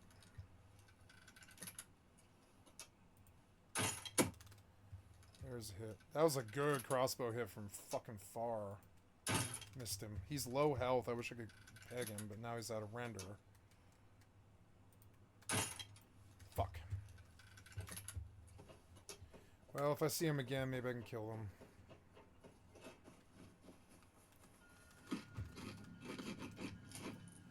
Vodka.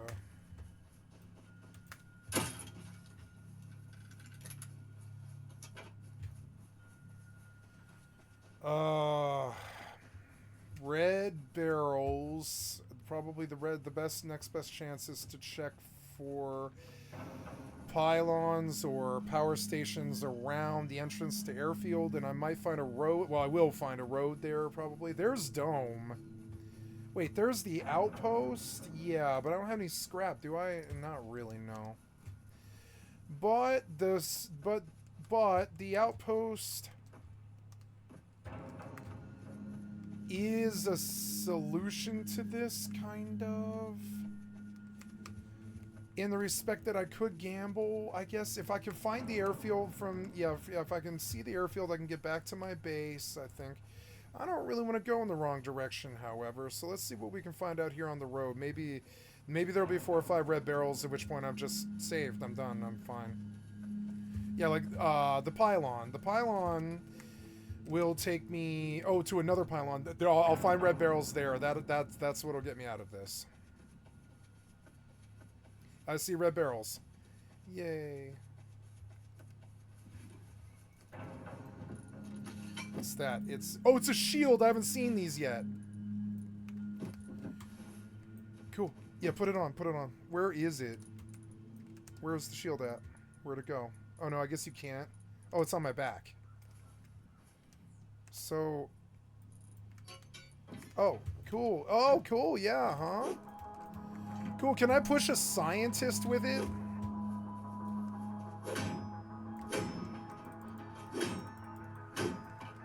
I've not used the shield yet. Yeah, it looks cool.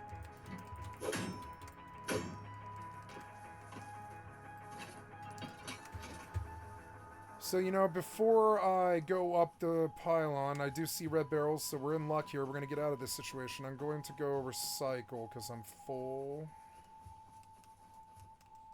Ugh.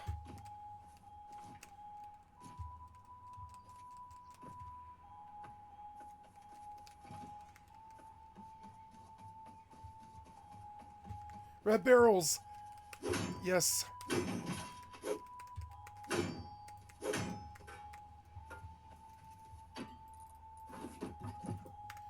More fuel, that's helpful.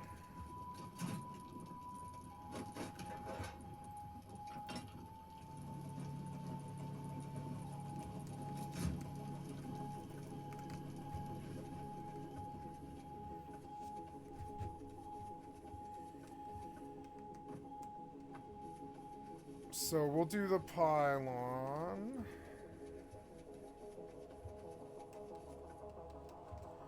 And then take the ride to the other pylon and then run back. And hopefully that'll be like 5 red barrels or something and we'll be done here. I see at least 2. There's another pylon over there. It doesn't connect, however.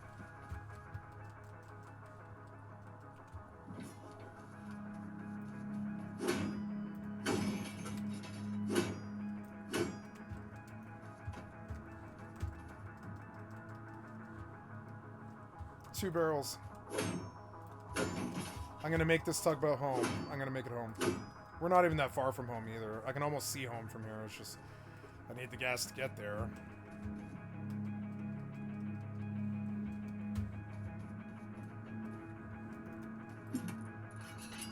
Ooh, nice combat knife. That's good. Okay, so I can shoot off in that direction, but I can't get back. I can ride to that other pylon, and it kind of fits the theme because I can check for more red barrels. Look around for any red barrels I might have missed, or like a chest or anything. Nope. Don't see any red barrels there, but I do see red barrels here. Yay. Come on, something really good. Give me something really good. That was not it. I can swim home with flippers if I need to. Oh, I thought I was seeing human for a second. Zombies. So there was only one red barrel, sadly, but that's still good. I missed them. Well, so we'll ride back. It's nice that I can ride back because that saves me time.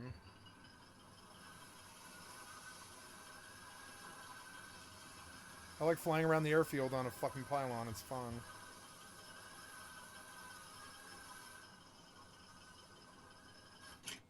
Alright, can't fall.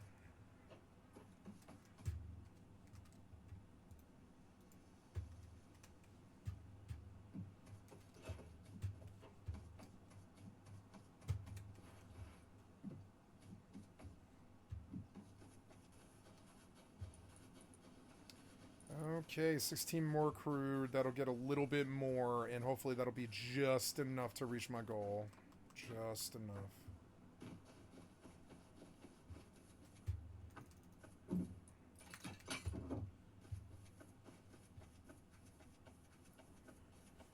Don't see any other red barrels or anything. That's some pretty good XP just sitting right there.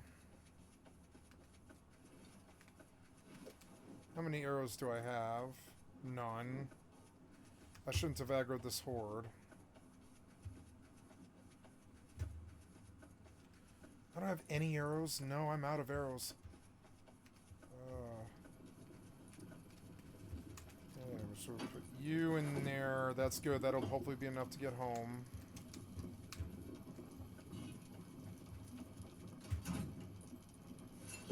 I could go trade the diesel for fuel.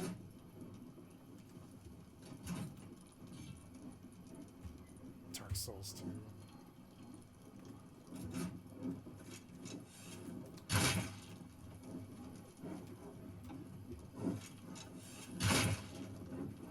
Oh no.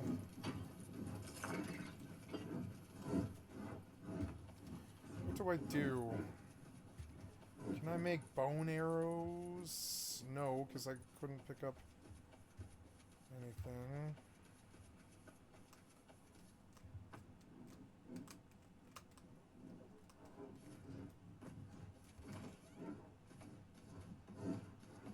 Give me the arrow. Okay, I don't know, some of this might be useful. Give me the arrow. Give me the arrow. Give me the arrow. Ah, I got a bite! No! I shouldn't have got a bite, but I mean, they pushed into the recycler, goddammit. Give me the bite. Give me the arrow. I had 2 arrows, I could have stopped them. Oh no, really? Alright, let's go bank all this before it's a problem. I don't know what to do here. Drop that ore and bring the wood so I can put a chest down. I don't know which side of the airport we're on. I can bandage. I have to bandage. Go, go, go, go, go, go. I might have to, like, improvise here.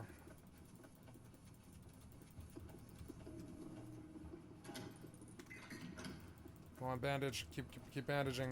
Oh god, I don't know if I can do this. Keep making bandages. Okay.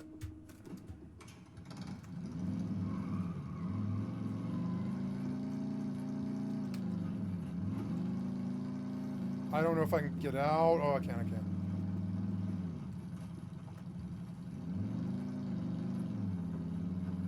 Gotta get to the boat.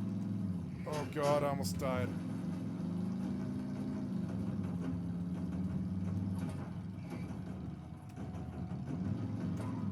Okay.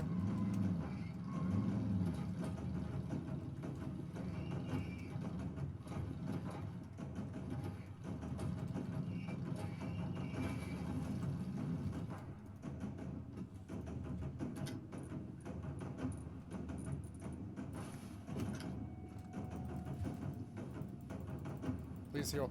Please heal. Please heal before I take another tick.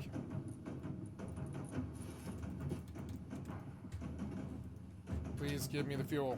Please give me the fuel.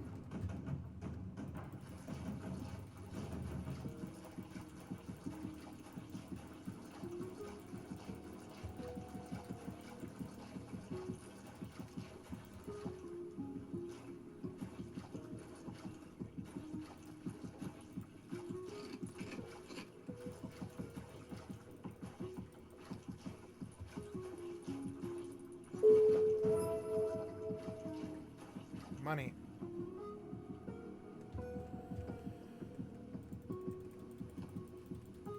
Okay, I need to drop this and put down... No, I don't want that. I want a big box. Nope, I want the big box. Yep.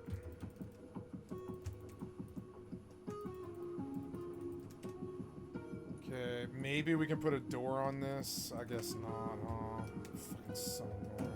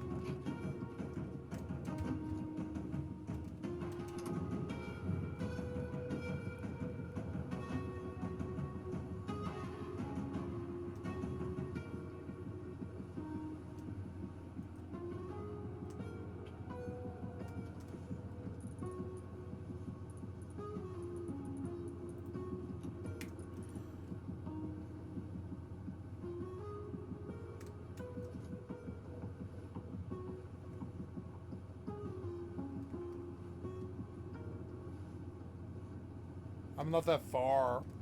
I'm not that far at all.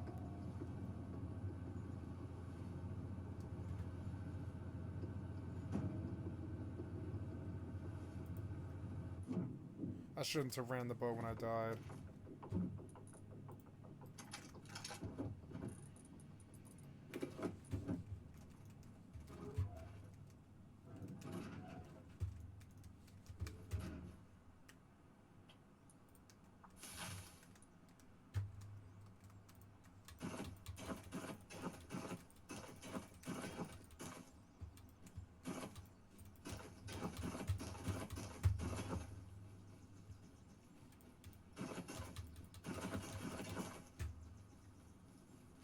Look, I'm not that far.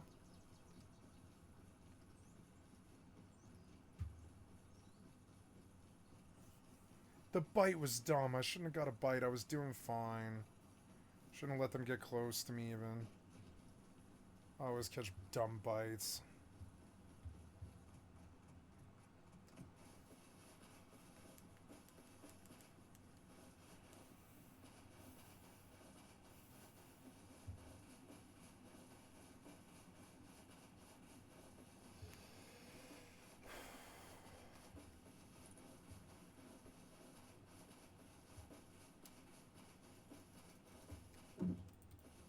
Flashlight.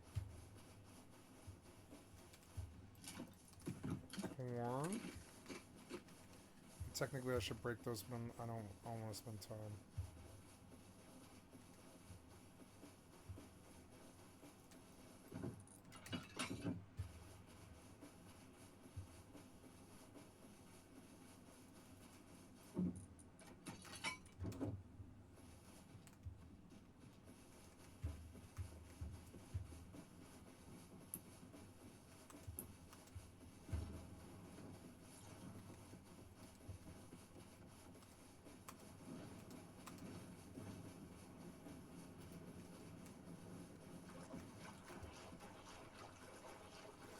There's a boat, but I don't have any fuel. I should have brought 10 fuel. I'm dumb.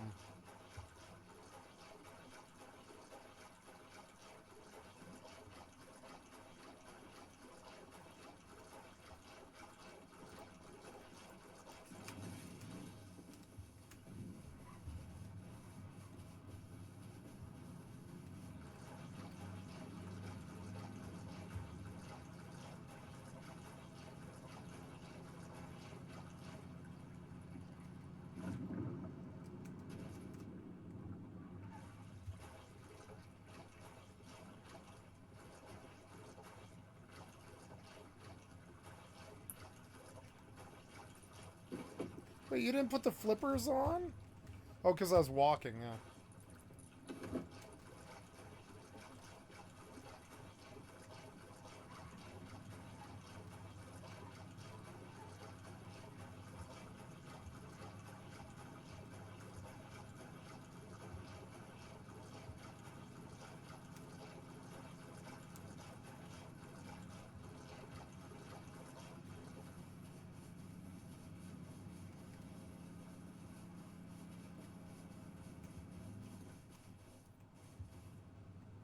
Ooh.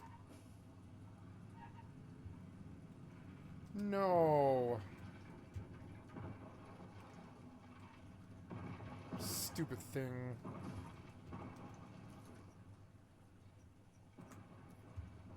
This is not really what I'm focused on right now.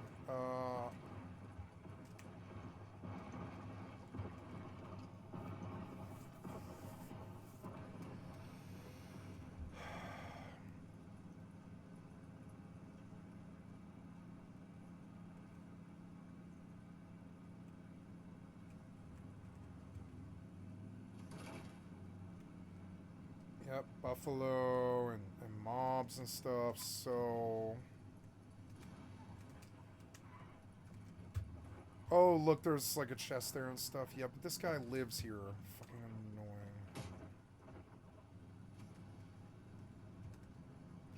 I want to snipe from my base, just like I did before. Like maybe, yeah, like up on this hill, like a little bit further where they don't bother me anymore. Yeah, like that. Wait, you wouldn't let me... Wait, you let me get closer last time. Wait, what?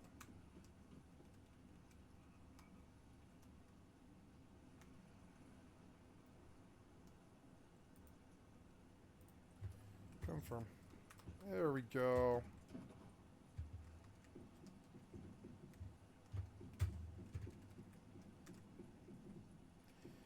Yep, I've got to run this repeatedly like I was, but it was, you know, it was a good usage of my time.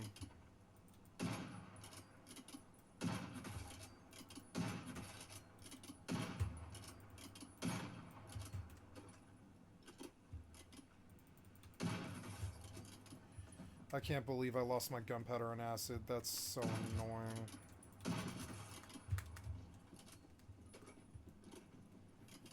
Well, time to get it all back again.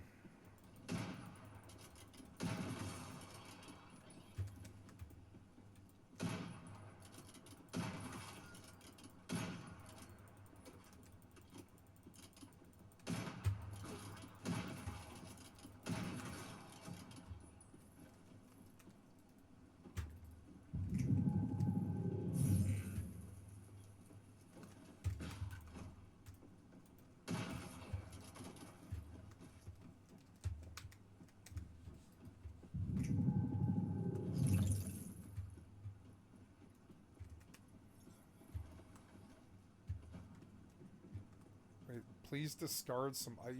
Please discard some items first. I'm not full. What are you talking about?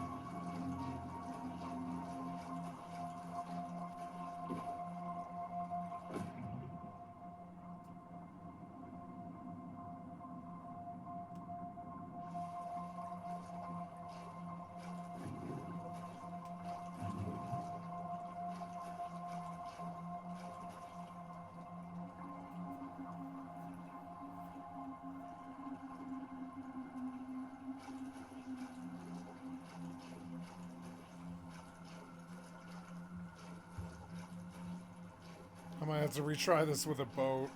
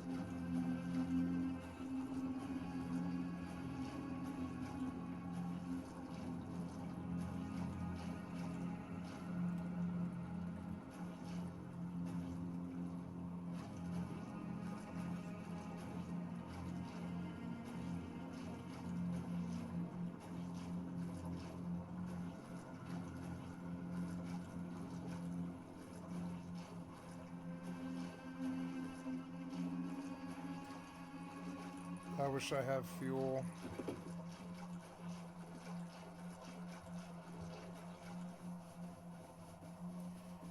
He has fresh water. Wow. That's such a good setup. And he's like dug into the fucking rock.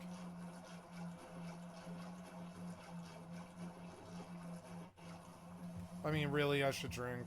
It's free.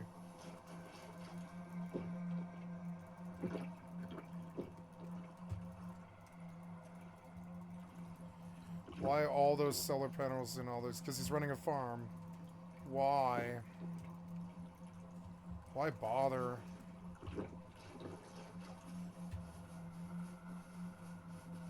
Shit, where is my tug?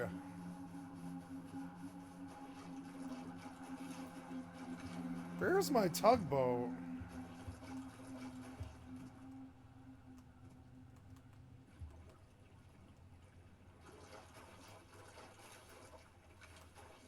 Oh God, what happened here?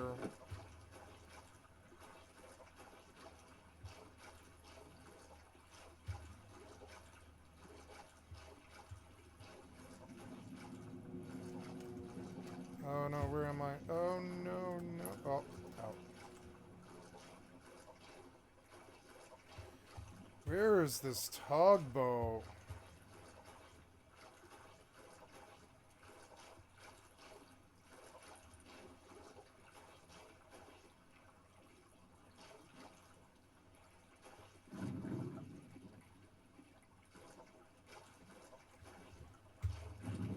Yeah, I was like right here. Oh God, a shark. Oh no, I'm gonna die, aren't I?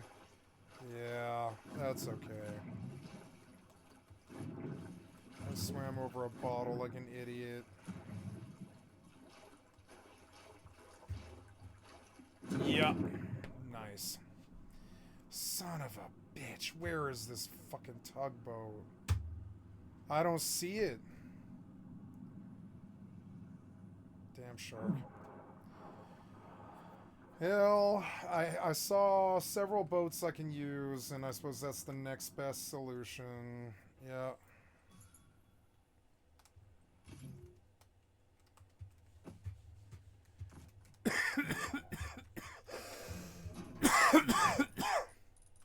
Yeah, I'll take can't see. What? Yeah, I'll take like 30 fuel, because, yeah, why not?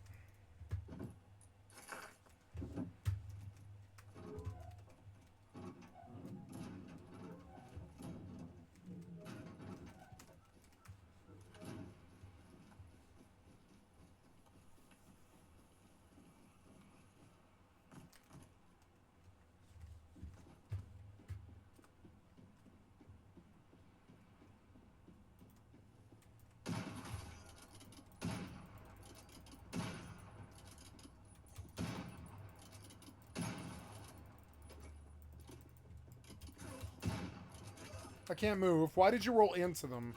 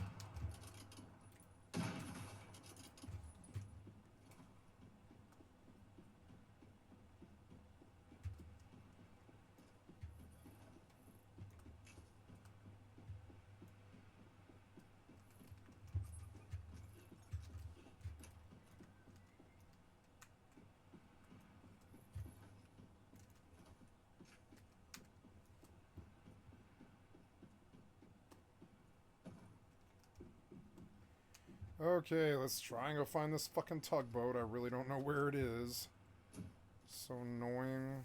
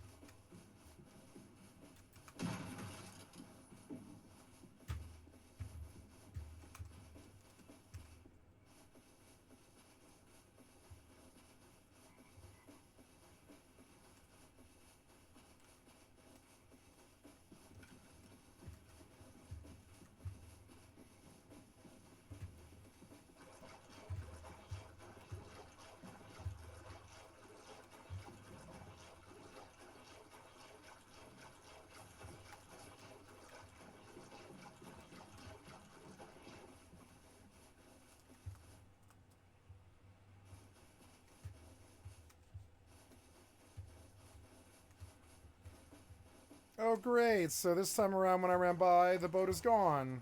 Yay. Thanks. Yeah, I'm sure you totally decayed, like, as I was running by it. I'm sure. Ah, damn it. Now I have to go so far. Where was the next one? It was, like, way over there. Well, at least there is another one.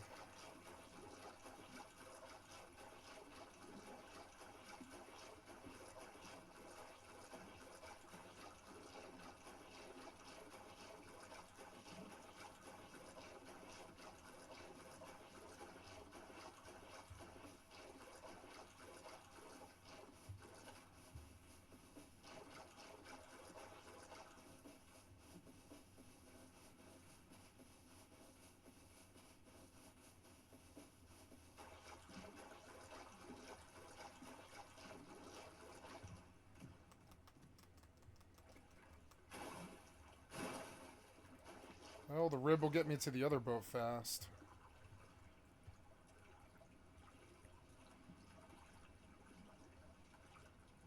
Or maybe I should just take the rib and look for the tugboat? I don't know.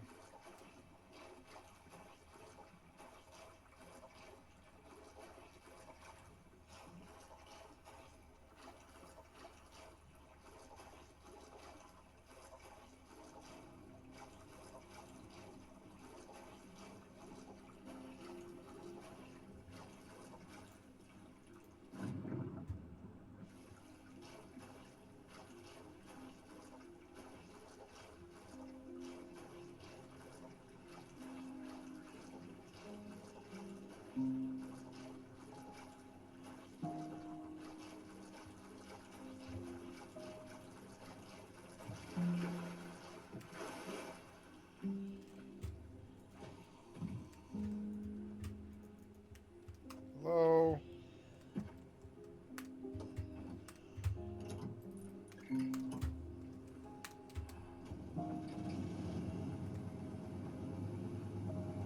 Maybe ribs just spawn. I don't know.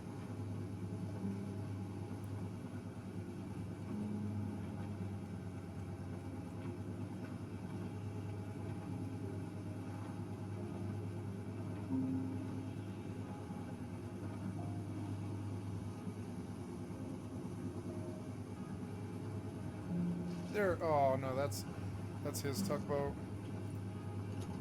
5 fuels so far. I'm gonna switch up boats.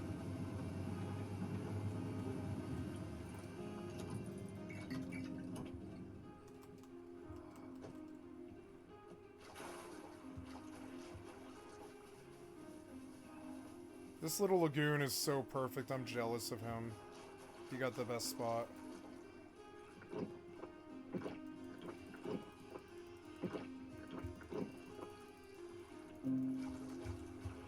Why build so far from the zombies? Nobody plays this server.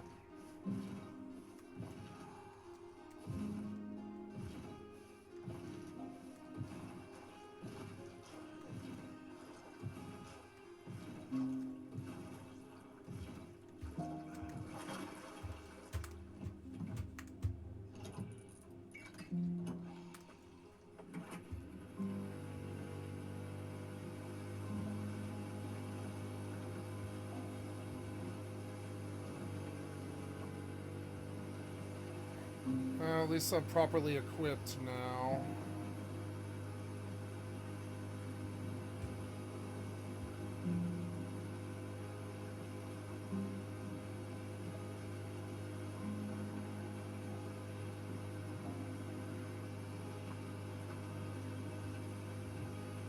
Where did this tugboat go? I shouldn't have been driving it when I died.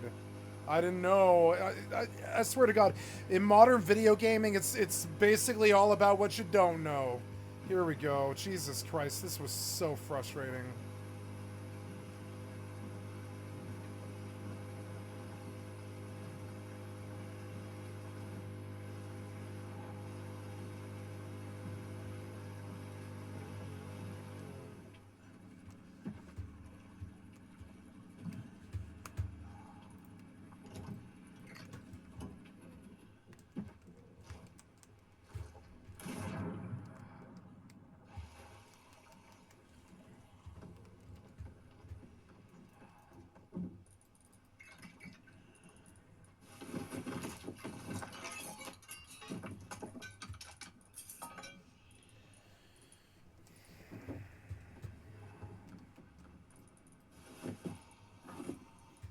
I've had this set all day. I'm doing pretty good.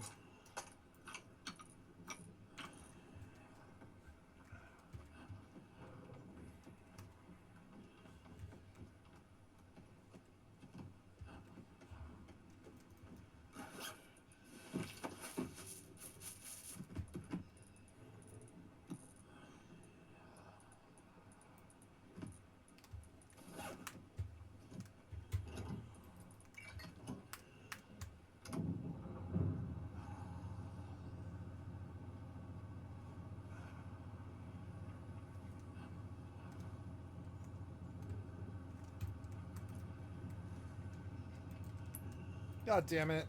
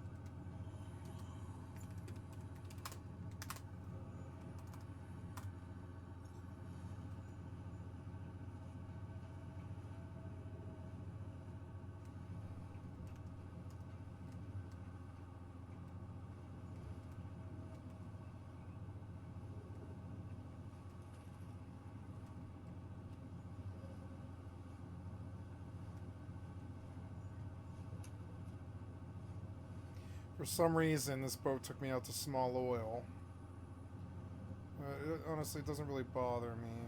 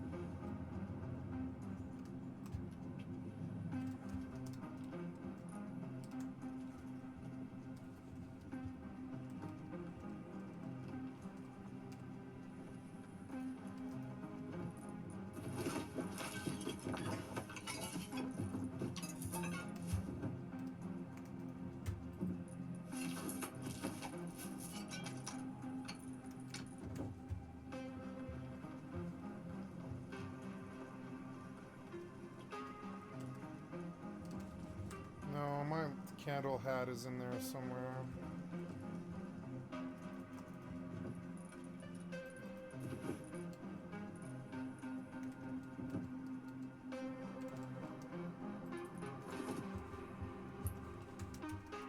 Gonna toss these on the floor. I'll keep the potatoes, but all the rest of this has got to go on the floor. I can't afford to carry it.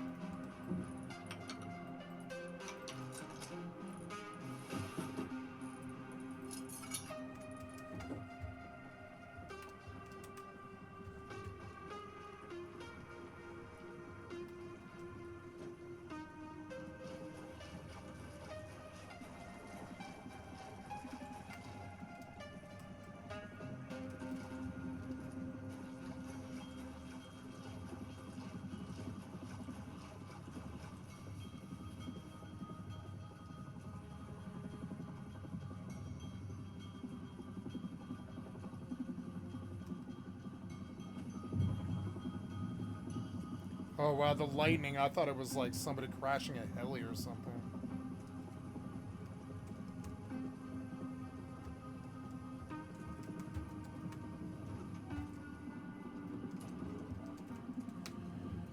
Okay, so first of all, we pull the T1, the bench, the research.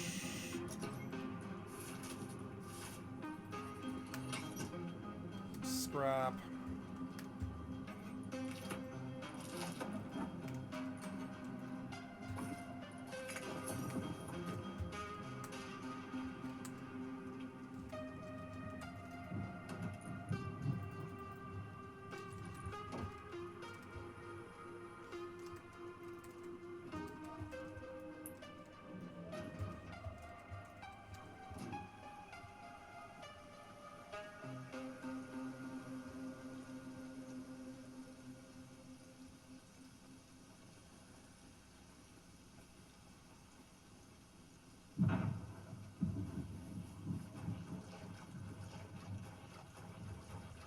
I parked perfectly. I thought I might have fucked this up, but no, I think I actually parked so well.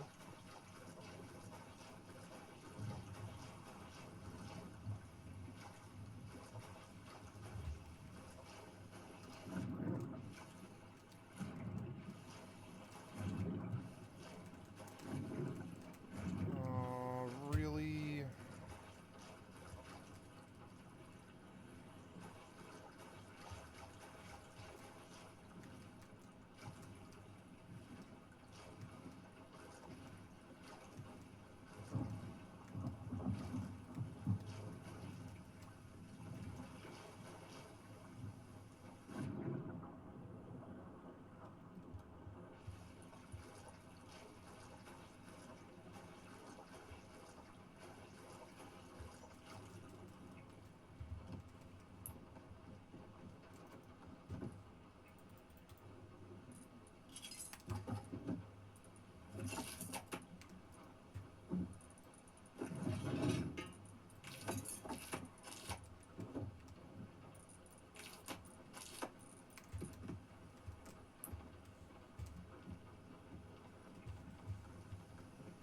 Wait, I'm going to starve to death if I don't eat.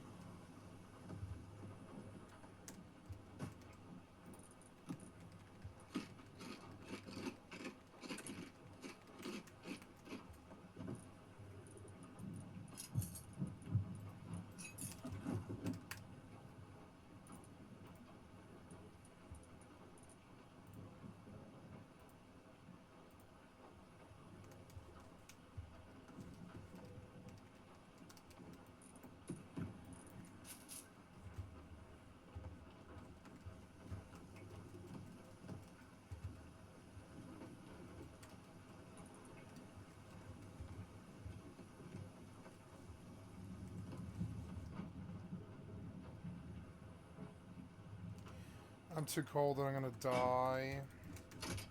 I could run like the furnace. Nope.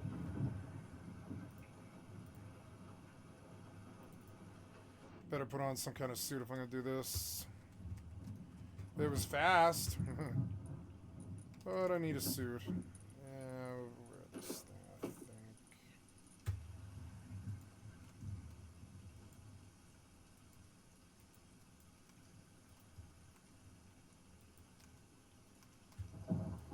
happened?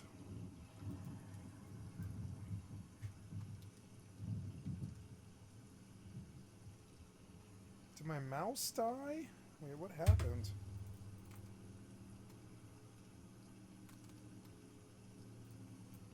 Wait.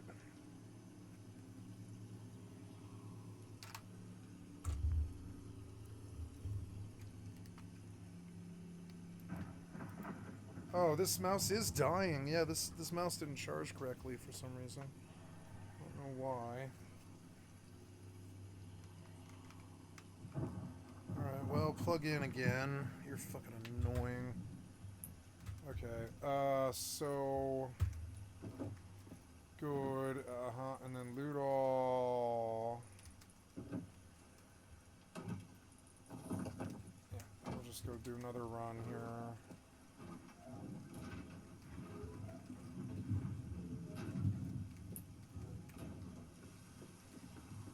Oh boy, it's dark.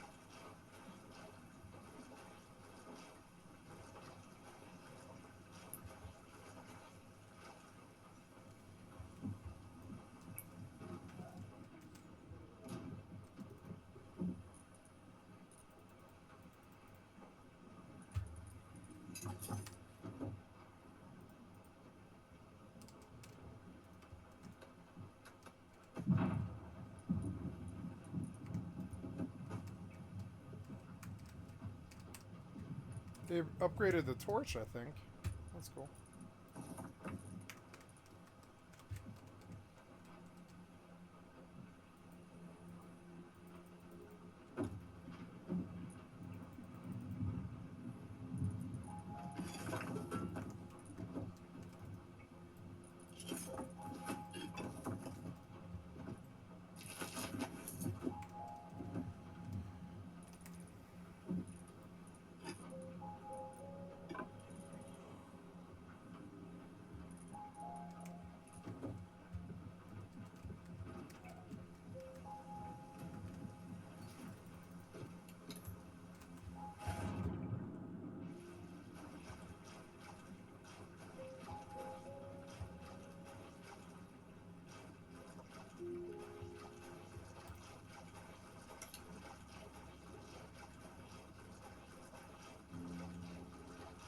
At least the sun's rising. Oh good, I'm alone.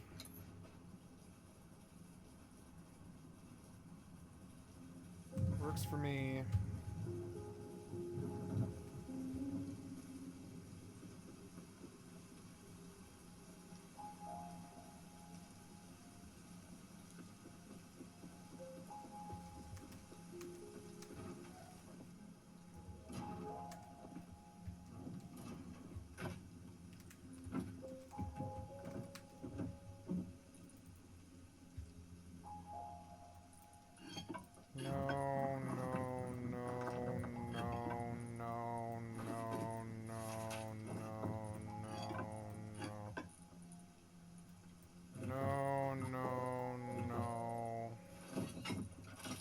That's good, more fuel.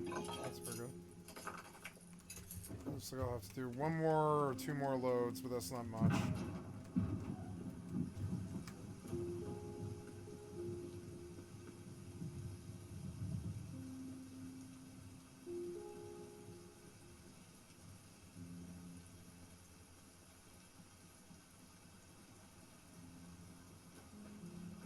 Wow, the lightning's way better now. That's awesome.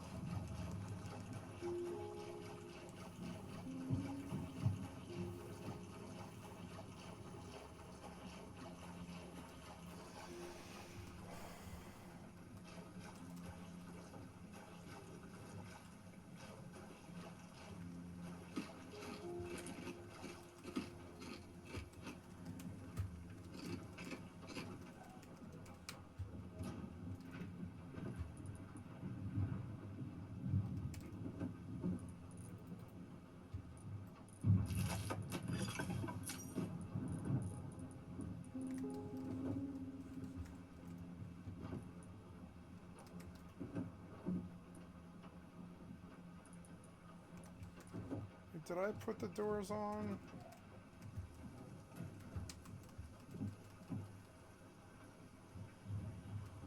No, I need to put the fucking doors on now.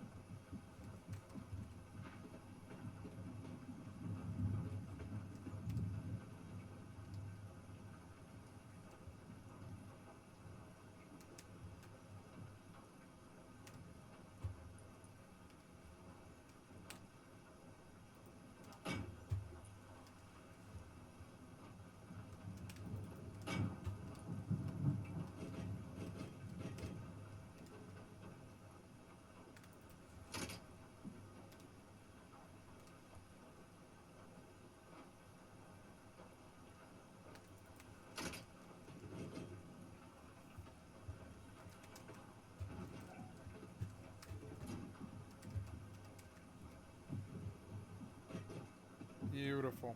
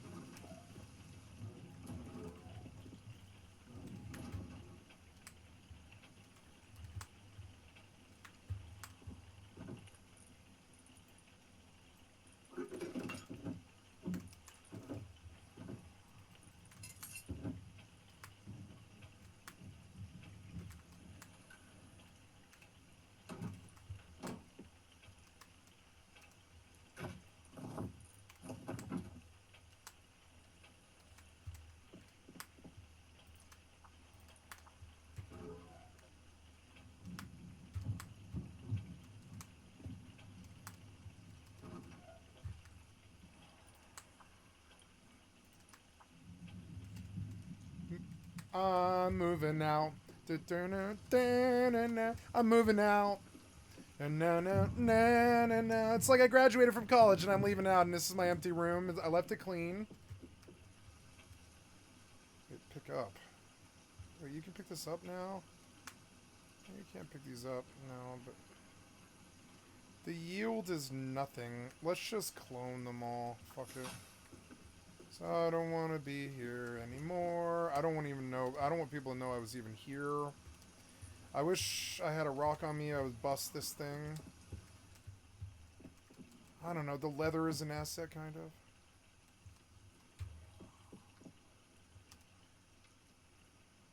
Alright, let's get the fuck out of here. All my shit's safe in the mobile base. I'm gonna go back to Fallout 76, but I want to go park out, you know, by the water somewhere.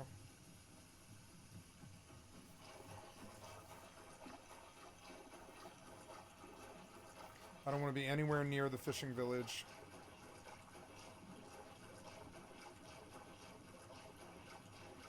Or, well, I guess I could park at the fishing village and do some fishing. That's not really... There's nothing really stopping me from doing that.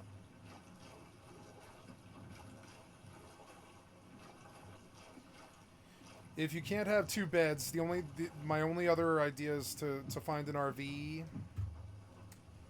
Let's go to the harbor.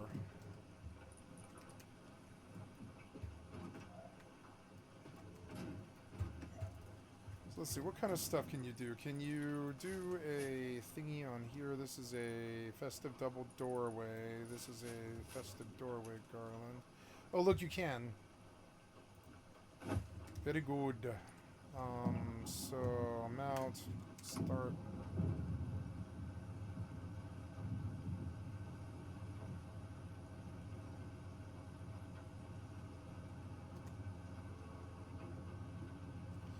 Goodbye, base. You served me well, but I think I've already been scoped like several times, and I think that someone knows I'm here. I think maybe somebody stole my mini heli. There's other stuff going on, so I'm just not trying to fuck with it. One of the cool, interesting things I can do is I can fish up like 700 scrap in the morning at the fishing village. Oh, it's too shallow. I can fish up 700 scrap at the fishing village, and I can buy I don't know if it's 750 for a heli or what, but yeah, I can buy a heli. And I can land it on the back of the tugboat, and I could do interesting things like fly to Dome using the fuel that I get from Dome. Yeah, I'll just fly to Dome from the heli or whatever from my tugboat, and then just land back on the tugboat. I think sooner or later I'm gonna crash the heli, which is gonna piss me off though.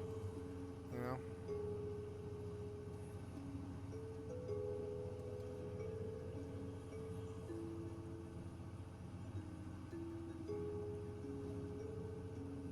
You know, I'm curious, can you take the tugboat through this? No, you can't.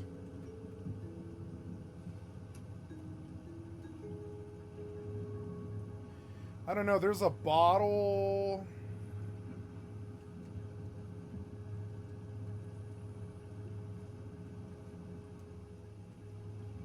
And a chest.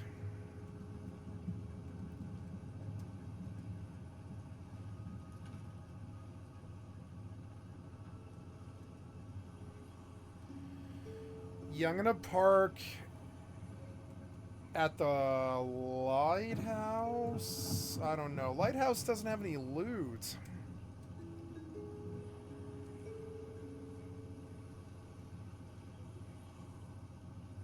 No, I'm gonna park where I always park at Harbor. Fuck it.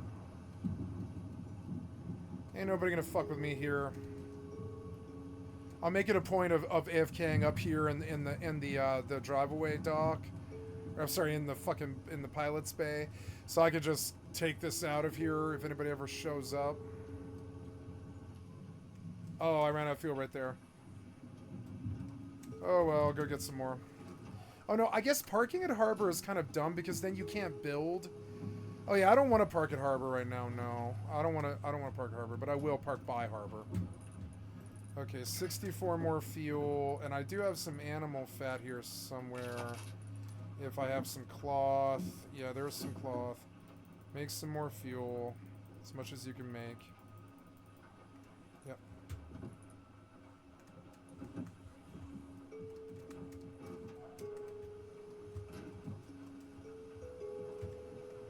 So, yeah, I will go park...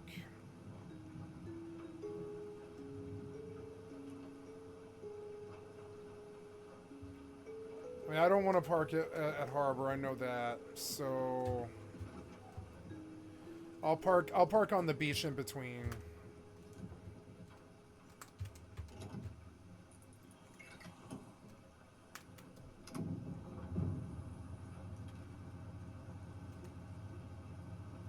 Yes, yeah, Harbor will prevent me from sprucing up this base, so we can sit out in the harbor here for a little bit.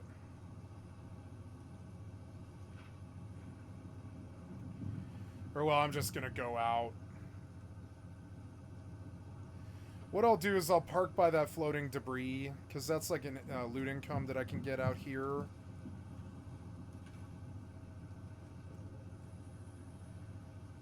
I'm gonna have to go to the restroom here in a minute.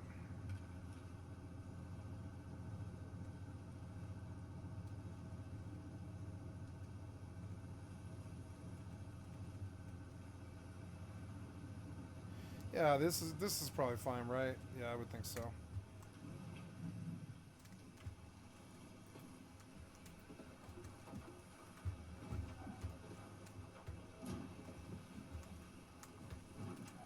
I love Rust. The mobile-based stuff, I'm addicted to it. I'll take it however I can get it. I never really did do the tugboat RP because the constant harassment.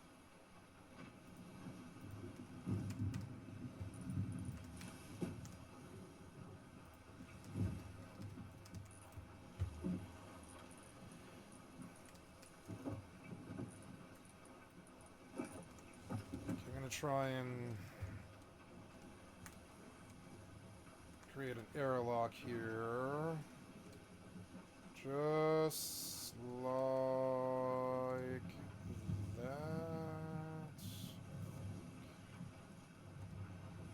Yeah, I believe that's it, isn't it? Yeah, I think so. Yep, that'll do.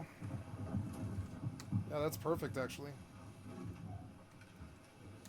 Nice airlock, so if, yep, if I, like, you know, get a ganker.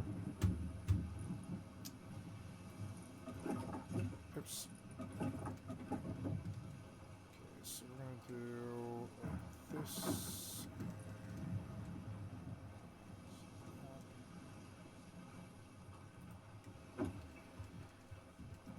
Okay, so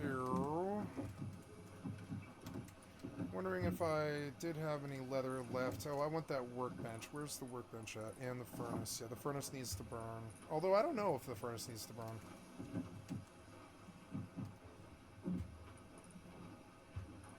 And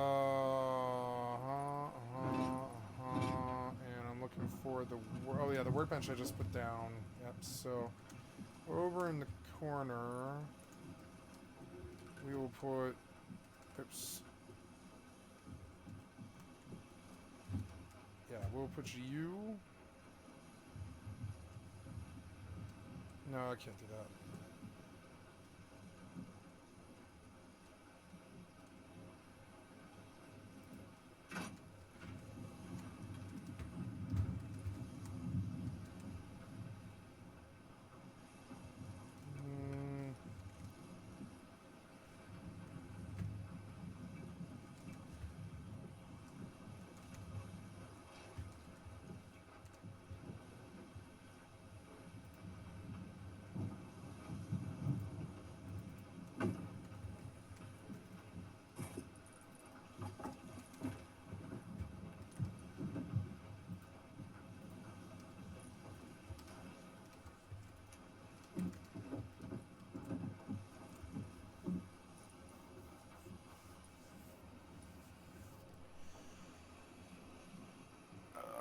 I love the tugboat because you don't have to worry about things.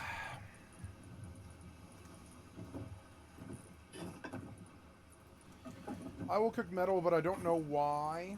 I don't really need to. Yeah, I don't need to.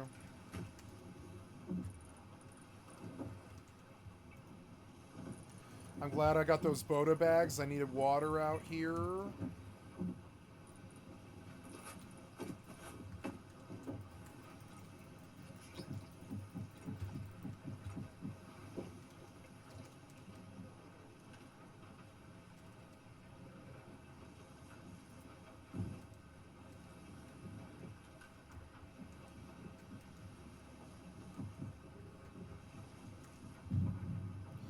Nasty storm.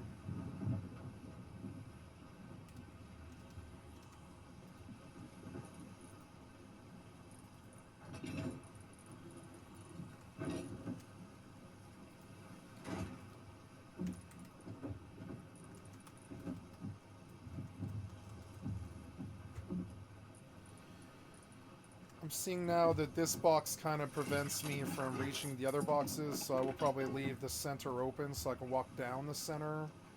I'm gonna pick this one up.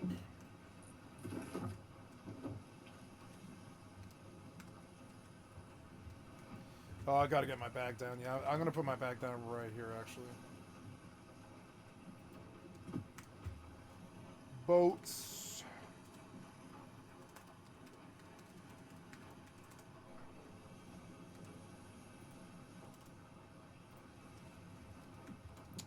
Okay, we are looking good, looking good.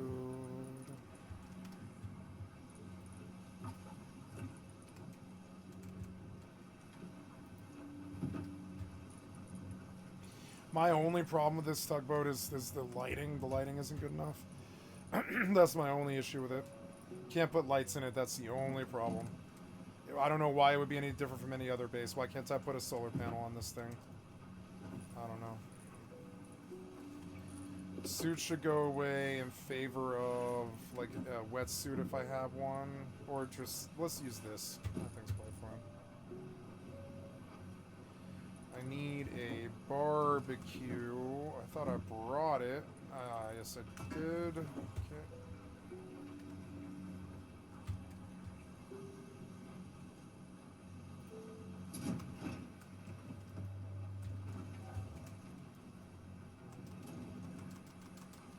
Yeah, this is a good airlock, I think. Oh, maybe not.